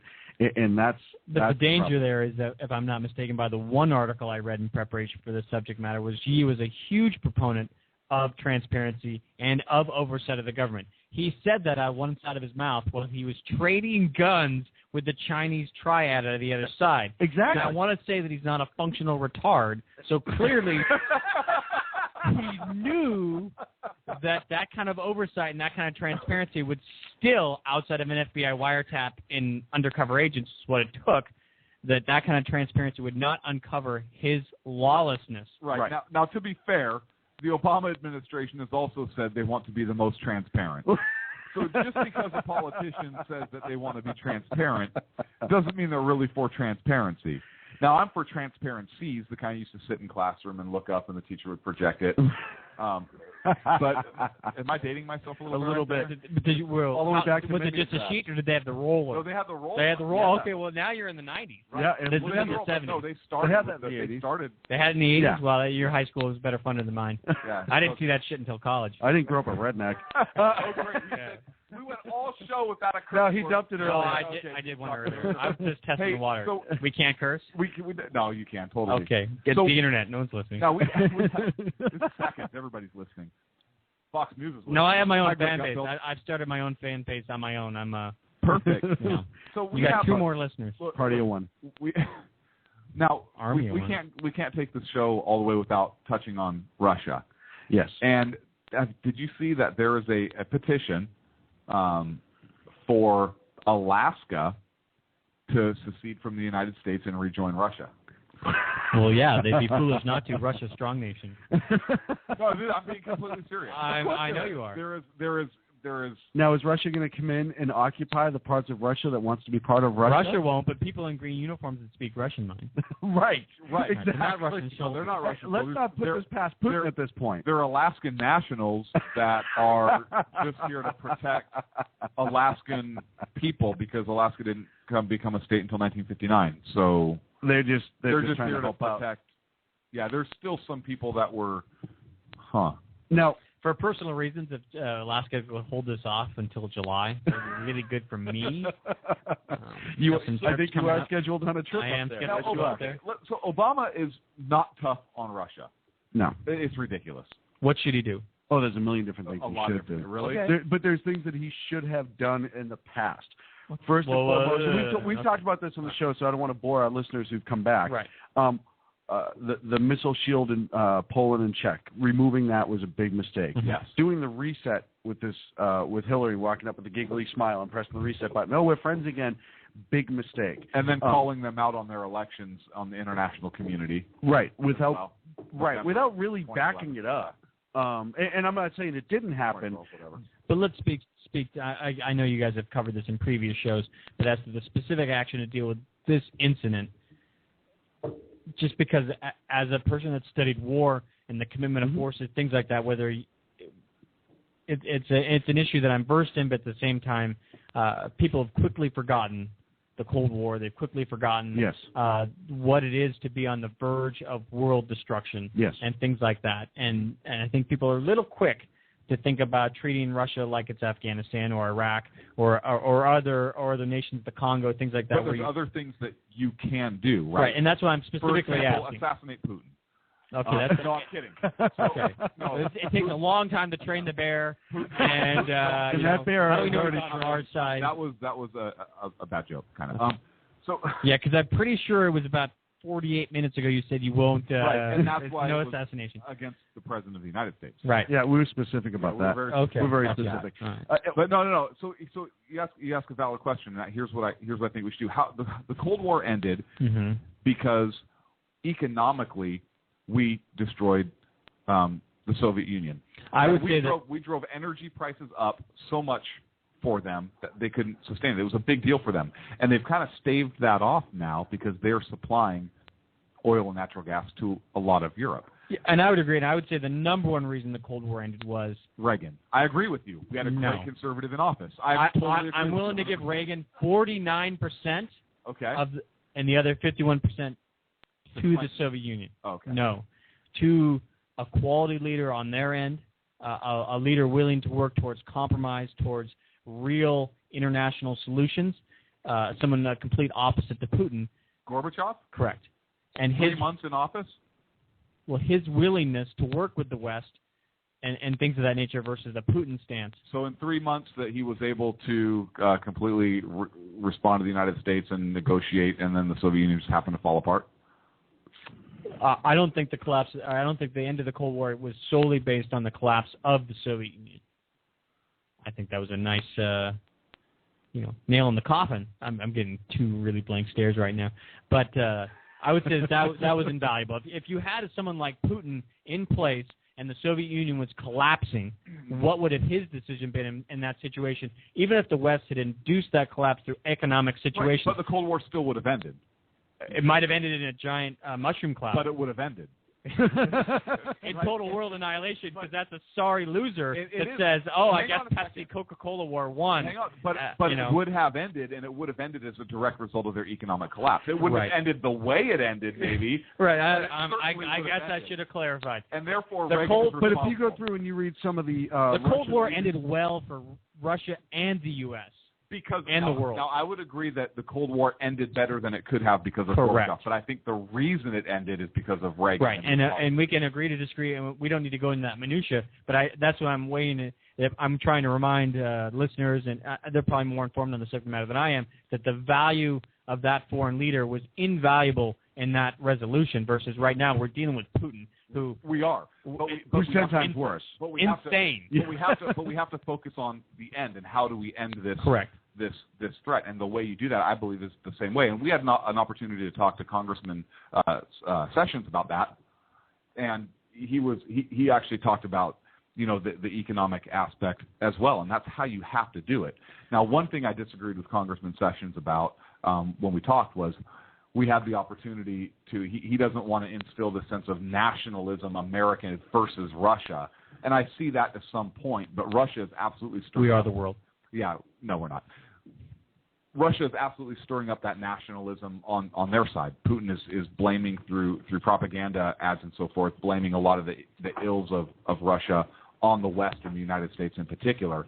So I don't know that I necessarily agree with the congressman that we have to stifle that nationalism sense here of us versus Russia. But I think economically, to collapse, we need to start drilling and harvesting our own energy here in the United States, and now exporting that to Europe also, so they have another option and really collapse that. You need to create the financial That's vacuum. not going to be popular in America. But that's the problem is why not? But you asked what my solution was, and that's right. That's it won't be popular with the environmentalists, but nothing is popular with the environmentalists. That's not the just with the environmentalists. It's also not going to be popular with the conservatives because they don't want to give Europe nothing. And we want to maintain our own natural resources. I'm a conservative. Okay, hold on. Okay, we have to go to break because we're up against it. We can go a minute late because I don't want to go mid-sentence here. All right. So, look, I think conservatives are for it. First of all, it would mean money, jobs. It would mean jobs. It would mean our economy actually boosting up, and it would mean now we have influence in Europe. Look, right now we have Great Britain basically telling us to go pound sand because they get their energy from Russia. So I think it would also strengthen the NATO alliance. I think we need to move militarily into Europe and take more of a Cold War-esque We need to move militarily into Europe. We need to have how'd that work out for Hitler? No, that's not what I'm talking about. No. What I'm talking let's about, ask Putin. Putin's doing that right now. I'm just asking people to clarify. No, I'm talking about putting the missile shield back in place in Poland. I'm talking about reaffirming our ties with NATO and strengthening those relationships again and putting assets in place over there to deal with the potential European theater conventional war, because it is possible that Putin wants to put the gang back together again, and some of those countries that have been maneuvering with NATO and so forth, we have to be in a position ready to act in case the articles in NATO are called into play. Article 5. Right, and we have to. We're bound to act. And this is what happens, and I know we're trying to cut the break, but what happens if, now that he's done the Crimea thing, he all of a sudden goes to Lithuania, Alaska, or one of the actual full-blown? This guy's batshit crazy. Oh, you never know what's going to happen, right? But so all of a sudden, the people in the United States just want to petition; they want to secede. Right. Let me pick Latvia though, just because it's closer right now. So let's just say it's more realistic. That's all I got to say. Let's just say all of a sudden he wants to do Latvia, and he arms up and says, hey, you know what, same thing, ethnic Russians, we're coming in. Latvia says no and starts fighting immediately, which they have the right to defend themselves. They have the right to do that. Right. And then all of a sudden all hell breaks loose. And we're, as a NATO ally, if Article 5 gets activated, we have to go. Do we want to enter that situation behind the 8 ball? Or do we want to be ahead of it? Listen, the idea of not having you're dealing with somebody who only understands force, and Putin and his puppets. They all are cronies that understand force. If you don't have that force option waiting that he can physically see and say, oh, no, they're serious because if I don't do this, they're going to light me up. Or if I keep going, they're going to light me up. Then the other things are just smoke shows. And that's something that you need to be cautious of. And listen, he knows this president doesn't follow through with a lot. Right. And I mean, look at how many bluffs he's called and gotten away with it, or has been called in this president and has gotten away with it. I don't think the president will do it. Yeah. Look, I absolutely agree with you, and I look at it like this: I would not be afraid of a conventional war with Russia because they may launch a nuke. It's kind of like, do you let the murderer get away with he just killed 5 kids and now he's running 110 miles per hour up the freeway? Do you let him go because he may crash and kill more people, or he may jump out and shoot at the police and somebody else innocent may get hit? Or do you have a moral responsibility to stop that threat from happening? And I would argue the same is here. I mean, how far are we going to let's say he does go into Latvia like Sean suggests. Look, we saw what Hitler did in Europe in 1939 or the early 1930s, and we see a lot of the same rhetoric being put into place by Putin, right? Oh, I'm protecting ethnic Russians. Oh, I'm protecting ethnic almost the exact same guys. So how far do we let that go before we have a moral obligation to step in? And I would argue that we had a moral obligation to step in World War II, and I would argue that we have a moral obligation to step in if Putin is going to continue down this path. I agree. And one more thing is you look at the areas that he's picking, and it's areas that are either strategic for his military or have industrial capabilities that used to be run by the Soviet Union to produce their war machine. And he has said time and again he is rebuilding the Russian military huge. So that's something I think we have to be concerned about. We're late in the break. 347-205-9399 is the phone number if you want to call and talk to Sacco, if you want to get some comments on the show, or maybe ask Jake. Ask a Jake. We'll be back in a minute here on the Sack Head Radio That Show. was a Dr. Seuss Radio. thing, right?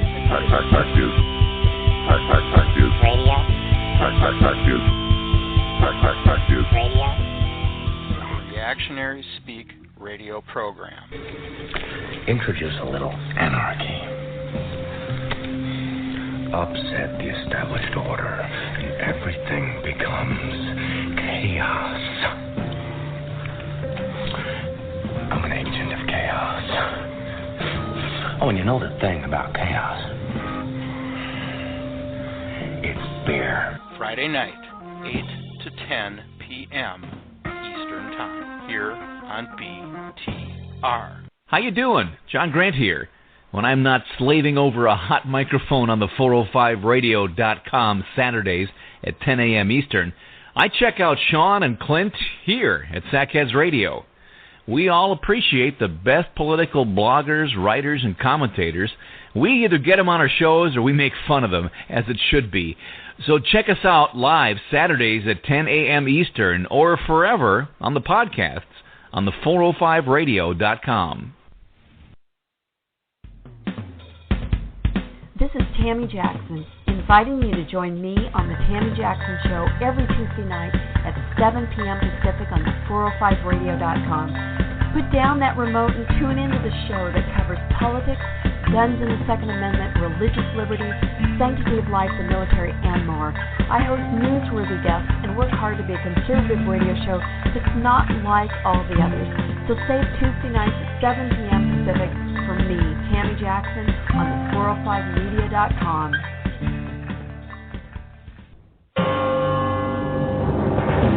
Hello, I'm Paul, a student at Hillsdale College. Here is my professor, Dr. Larry Arnn, on the separation of church and state. America's founders believed in the separation of church and state, in that the country was not to have an official religion or an official sect. But that did not mean that government was to be hostile to religion, or even indifferent to religion, as many today argue. In fact, America's founding document, the Declaration of Independence, includes both a reference to God as the author of the laws of nature and a confident assertion that human beings are endowed by their Creator with certain inalienable rights. Far from being hostile or indifferent to religion, America's founders understood the theology of the Declaration to be an essential part of the education of citizens. This Constitution Minute was brought to you by Hillsdale College. To join the national conversation on the Constitution, go to constitutionminute.org.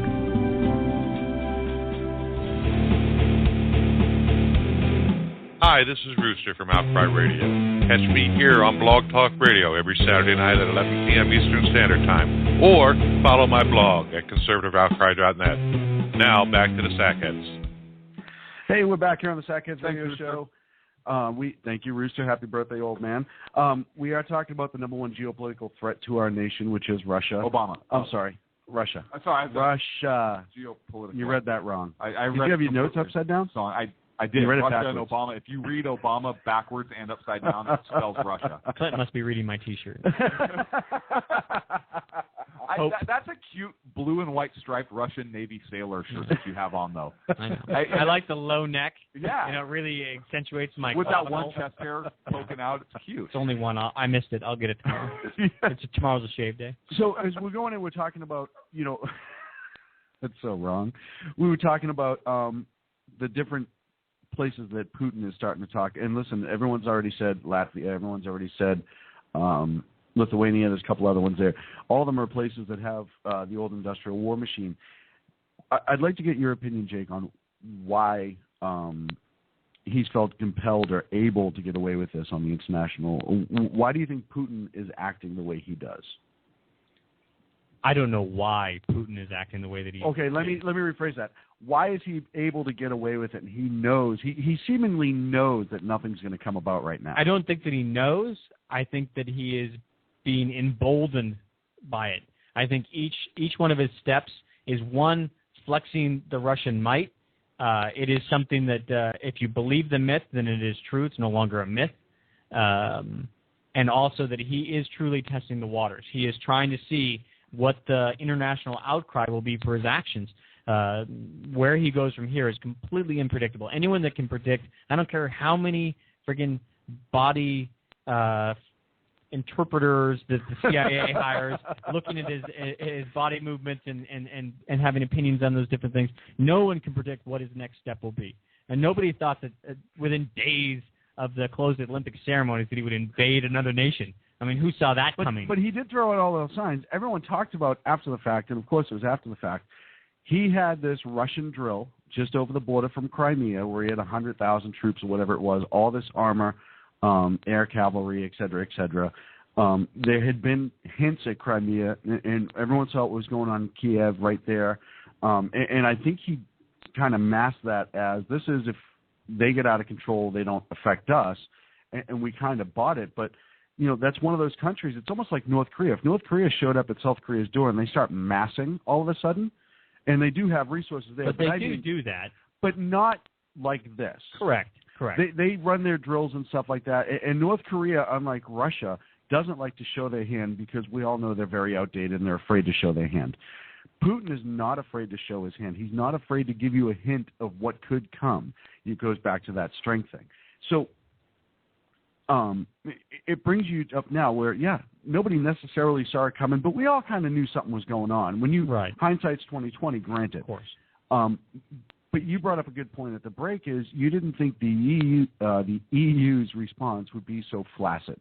Correct. And I think that's what's emboldened him further. I'm not saying Obama's checking out and saying this is Europe's problem and Europe will handle it, but I think it is a catch-22 in the sense that both of them are empowering each other, and by empowerment, I just can't think of an anonym for that word. Mm-hmm. No, you're right. That their inaction is breeding further inaction, that somebody is waiting for the white knight, not necessarily to charge in, but to come up with a reasonable military, economic, international sanction and decision that they think will actually affect change and won't commit them to a third world war. Well, why hasn't the United Nations done that? Well, the United Nations, their little blue helmets. I mean, I've never once looked to the UN for solutions. Okay, good. So, good. No, I'm glad you said that because they haven't been. I'm not going to rely in any way on the UN and that big giant concept. I instantly think of a Star Wars movie with lots of little floating orbs and lots of debate and things like that with no action whatsoever. Yeah, exactly.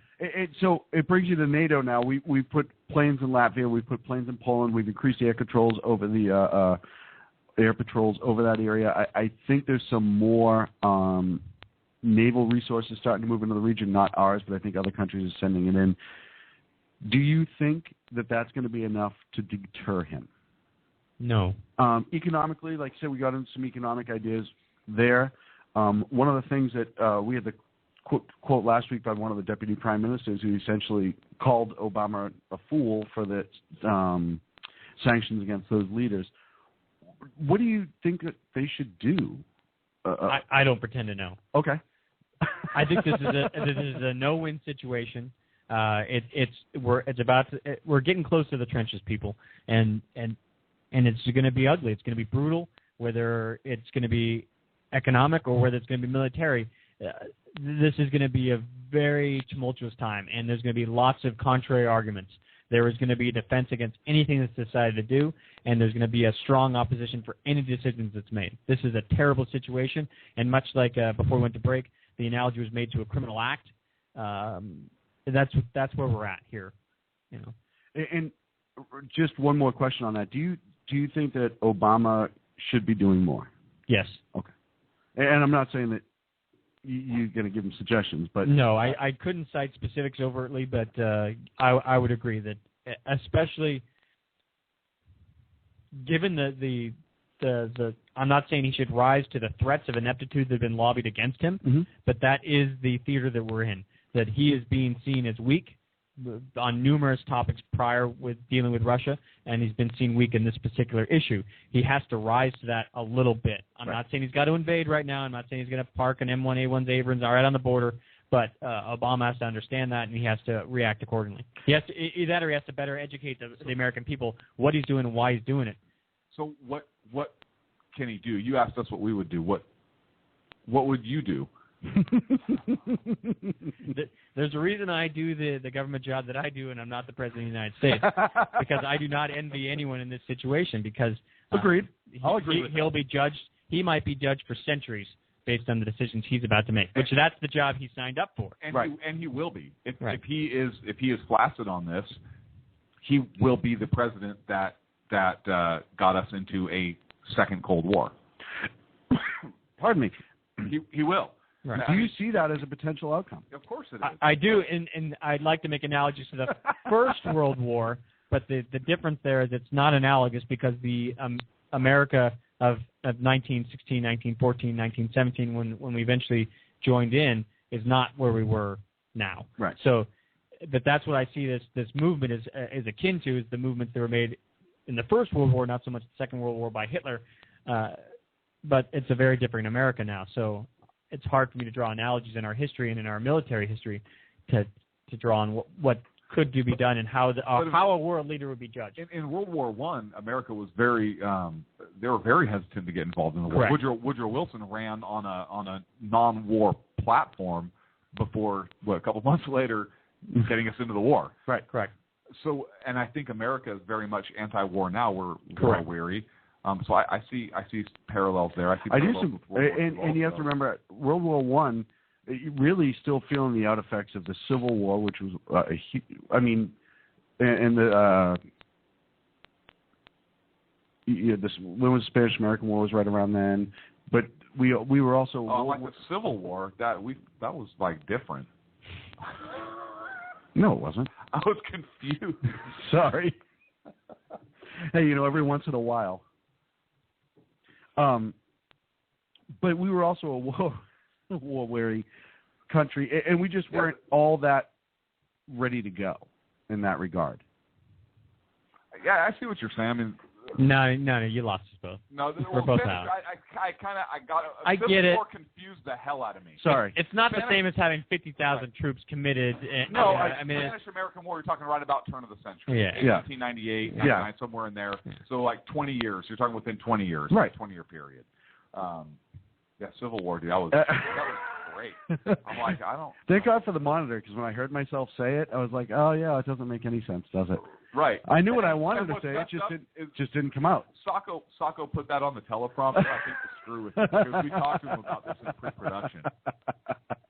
He's always trying to get me, that Sacco. He's always setting me up for failure.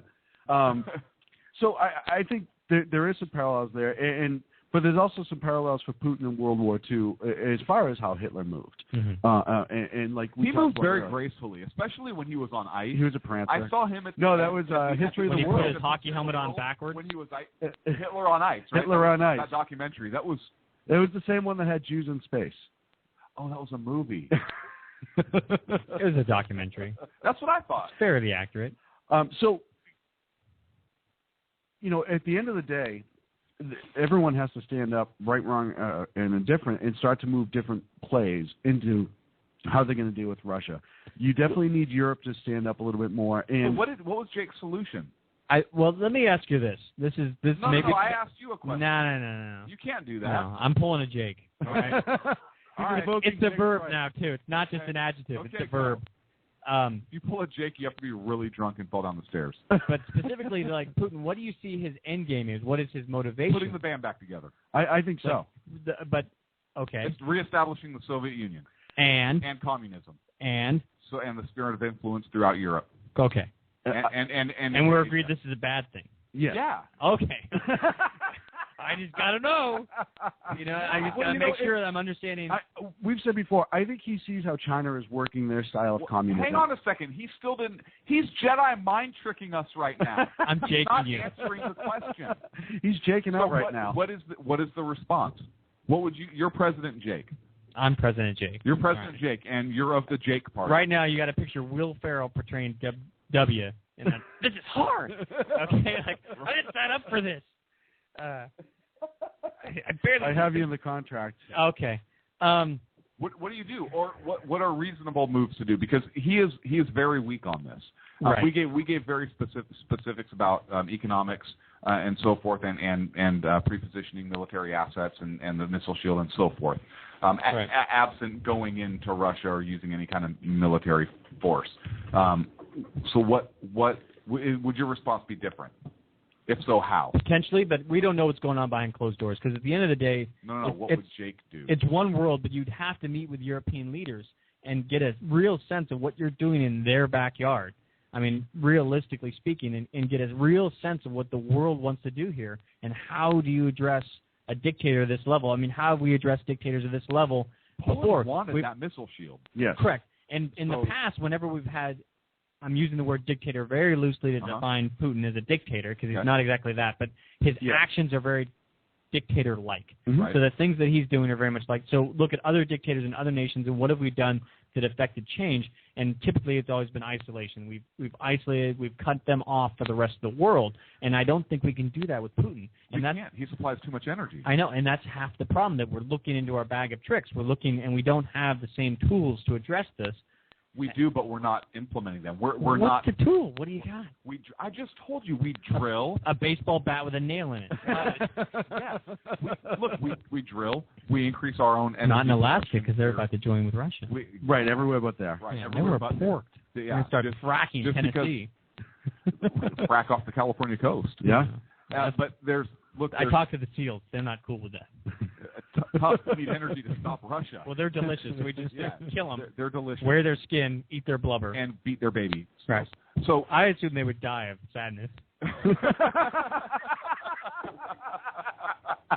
My car runs on severed bald eagle heads and baby seal tears, so I'm cool. And again, that's why there's no possible way why you're a liberal. I know. No. But so those are things that we can do independent of other nations. Mm-hmm. And as a matter of fact, now that we have energy, hey, so do you want to keep buying your oil and natural gas? Because what did Putin do? He just jacked the price up on energy. Huge. So, hey, we can sell to you. To undercut him. Absolutely. Of course we can undercut him. And now they have an option, right? Capitalism at work. Gotta love it. That's kind of ironic in and of itself right there. So we have capitalism in action. We're increasing our boosting our economy, creating jobs and so forth. And now we have a viable solution to isolate them. If you cut off their ability to sell energy, that's over 50% of their economy, of their income. Outside of vodka, they're host. They can't survive. Right. They're going to go back to the days of like the MiG-25 when they make their jet engines that they could run on vodka, and then you use them once when they go Mach 3.5, and then they have to trash the whole thing. And then you can explain to your great-grandchildren that we kicked Russia's ass, but now the well is empty. What well? The well of natural resources. That we sucked America dry in order to defeat Putin. I'm just saying that you brought me on as liberal, Jake. I got to have something to say here. Now, it would be better if you said raping the we're not earth. raping, we're just tapping the well. That would have been better. But if you said raping the earth, that would be something that liberal Jake could come out on. Absolutely. I'm just digging deep. I'm I'm trying to light up the comment board over there. You didn't even believe that. No, I didn't believe it. But I applaud your solution to come to address him. And what resources does he have to offer any other allies or any other potential? Does he have? I don't know. He has military power. He's got charm. Yeah. He's got military power. Correct. And how he's not being held accountable. He has his troops in place without insignia, which is a violation of international law and engineering. And that's the other part that frustrates me. Is that I'd love to get a true opinion, because we can't obviously believe the 98% turnout voting in favor of joining Russia, things like that. Right. But at the same time, I'm always hesitant to impart my will upon others. And so therefore, I legitimately want to know if Crimea wants to be a part of Russia. And now, granted, as a believer in true democracy, he didn't do it right. But that doesn't mean that it's not the will of the people. And it's yet to be proven to me that that isn't the will of Crimea. And that's something that still needs to be entertained. And we've talked about that, and that's actually an interesting point. But see, I don't believe in pure democracy. I believe pure democracy is tyranny because you have majority rule and the rights and interests of the individual. The minority group is not addressed, which is why I like our representative republic, because you're able to have that minor opinion as well, because now we have the rights of those people being infringed upon. But I would say this would be... Kind of how we talk the show. But what happens, so what would your view be if Alaska says, hey, yeah, I want to join... Well, but before we go to that, though, I want the to... nature of our democracy is the entire nation. You talked about the 98% and you weren't sure. And if they had this vote prior to Russia being involved, if they said reactionaries, sorry, if they said, hey, you know what, we don't want to be part of this, and then if the Ukraine started beating them down and Russia came in and said, whoa, they can have a fair election, we'll talk to them after the fact, but they have that right.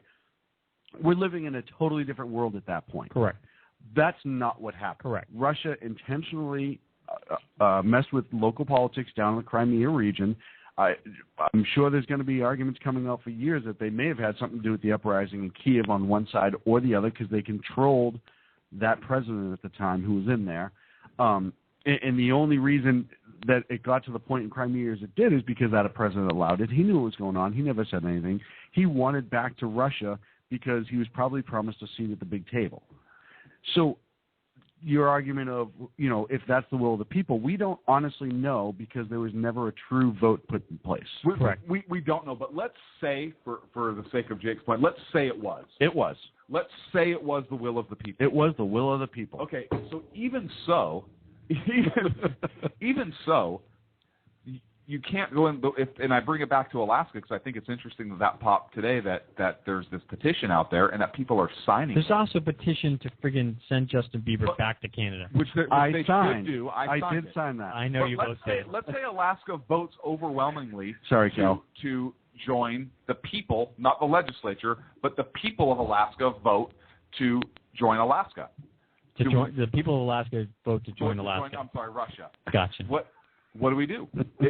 Would that make it okay for them to join Alaska? Well, would that make it? Is Sarah Palin going to go with them? Would that make it okay for Russia to come over and occupy it at that point? And I would argue absolutely not. Now, I would argue if the Alaskan government voted, the representative government to first secede from the United States, form their own independent country, and then join Russia, even if it's for a day, maybe a different argument. But just the people in a pure democracy to rise up and say, oh, no, we want to leave the United States and join Russia, and Russia brings their troops in, and, okay, we're here. Correct. And it depends upon your interpretation of international law, whether or not they have the right to do that, whether or not the people of the entire United States would have a say in whether or not one state secedes from the nation.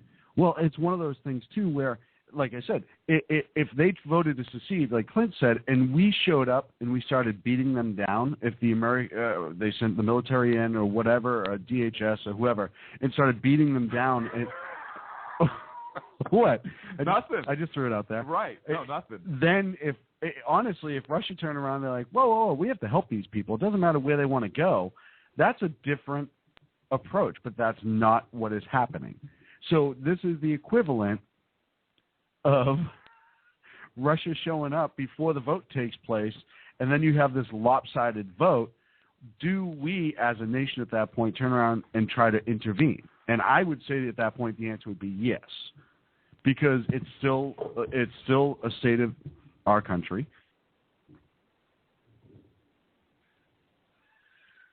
Now, I have to cut in. Yeah, we got some breaking news. So Clint has distracted the entire studio. Wow. We were at the California Republican convention. We had an opportunity. One of the people running for governor gave it's supposed to be a 30-second little speech, and he ended up going on for 27 million minutes or whatever. A breaking news sound. Glenn Champ, who's running for the governor in the state of California, apparently is a registered sex offender and served a decade in prison for manslaughter. Allegedly. No, he actually served. He served. Well, I guess he was there. He had the uniform. He had a number. Yeah, he had a number on a 12-year, not allegedly when you get convicted. Manslaughter. And it's not like a sports team that has a number. Because he ran over, convicted of running over. He didn't use an assault rifle. No, he used an assault truck. Okay. It was black and it had pointy and glass. Of running over a competitor in the garbage collection business. Ran him over with his assault truck and killed him. And got sentenced to 12 years. Did he get the job? Served 10 3/4 years. Now, if he's convicted of a felony, can he hold a public office? I don't believe in the state of California he can. Yet, why is he running? Hey, on that note, my friend.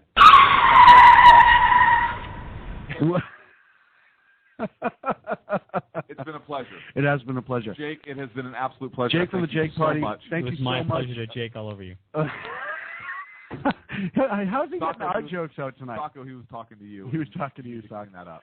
Thank you so much. We really appreciate it. And we'll have to have you back because it's good to get that other side. Even though everybody in the chat room, for the most part, agrees that you're a libertarian, we agree that you're a libertarian. And what's funny is a lot of these people think you're actually conservative libertarian, which I think is awesome. So you wanted to know what the vote total was? You're a conservative libertarian. Okay. I got to fill out some paperwork. You do have to fill out some paperwork. Thank you, everyone, for listening tonight on the Sack Heads Radio Show. For Sack Head Sacco, Sack Head Clint, this is Sack Head Sean. We will see you next Wednesday night, 8 p.m. Pacific Time. Check us out at sackheadsradio.com. Follow us on Twitter at Sackheads. We will see you next week. I love you, Jake. That was a lot of fun, man. Thank you so much. Okay. We hope you have us back. Yeah.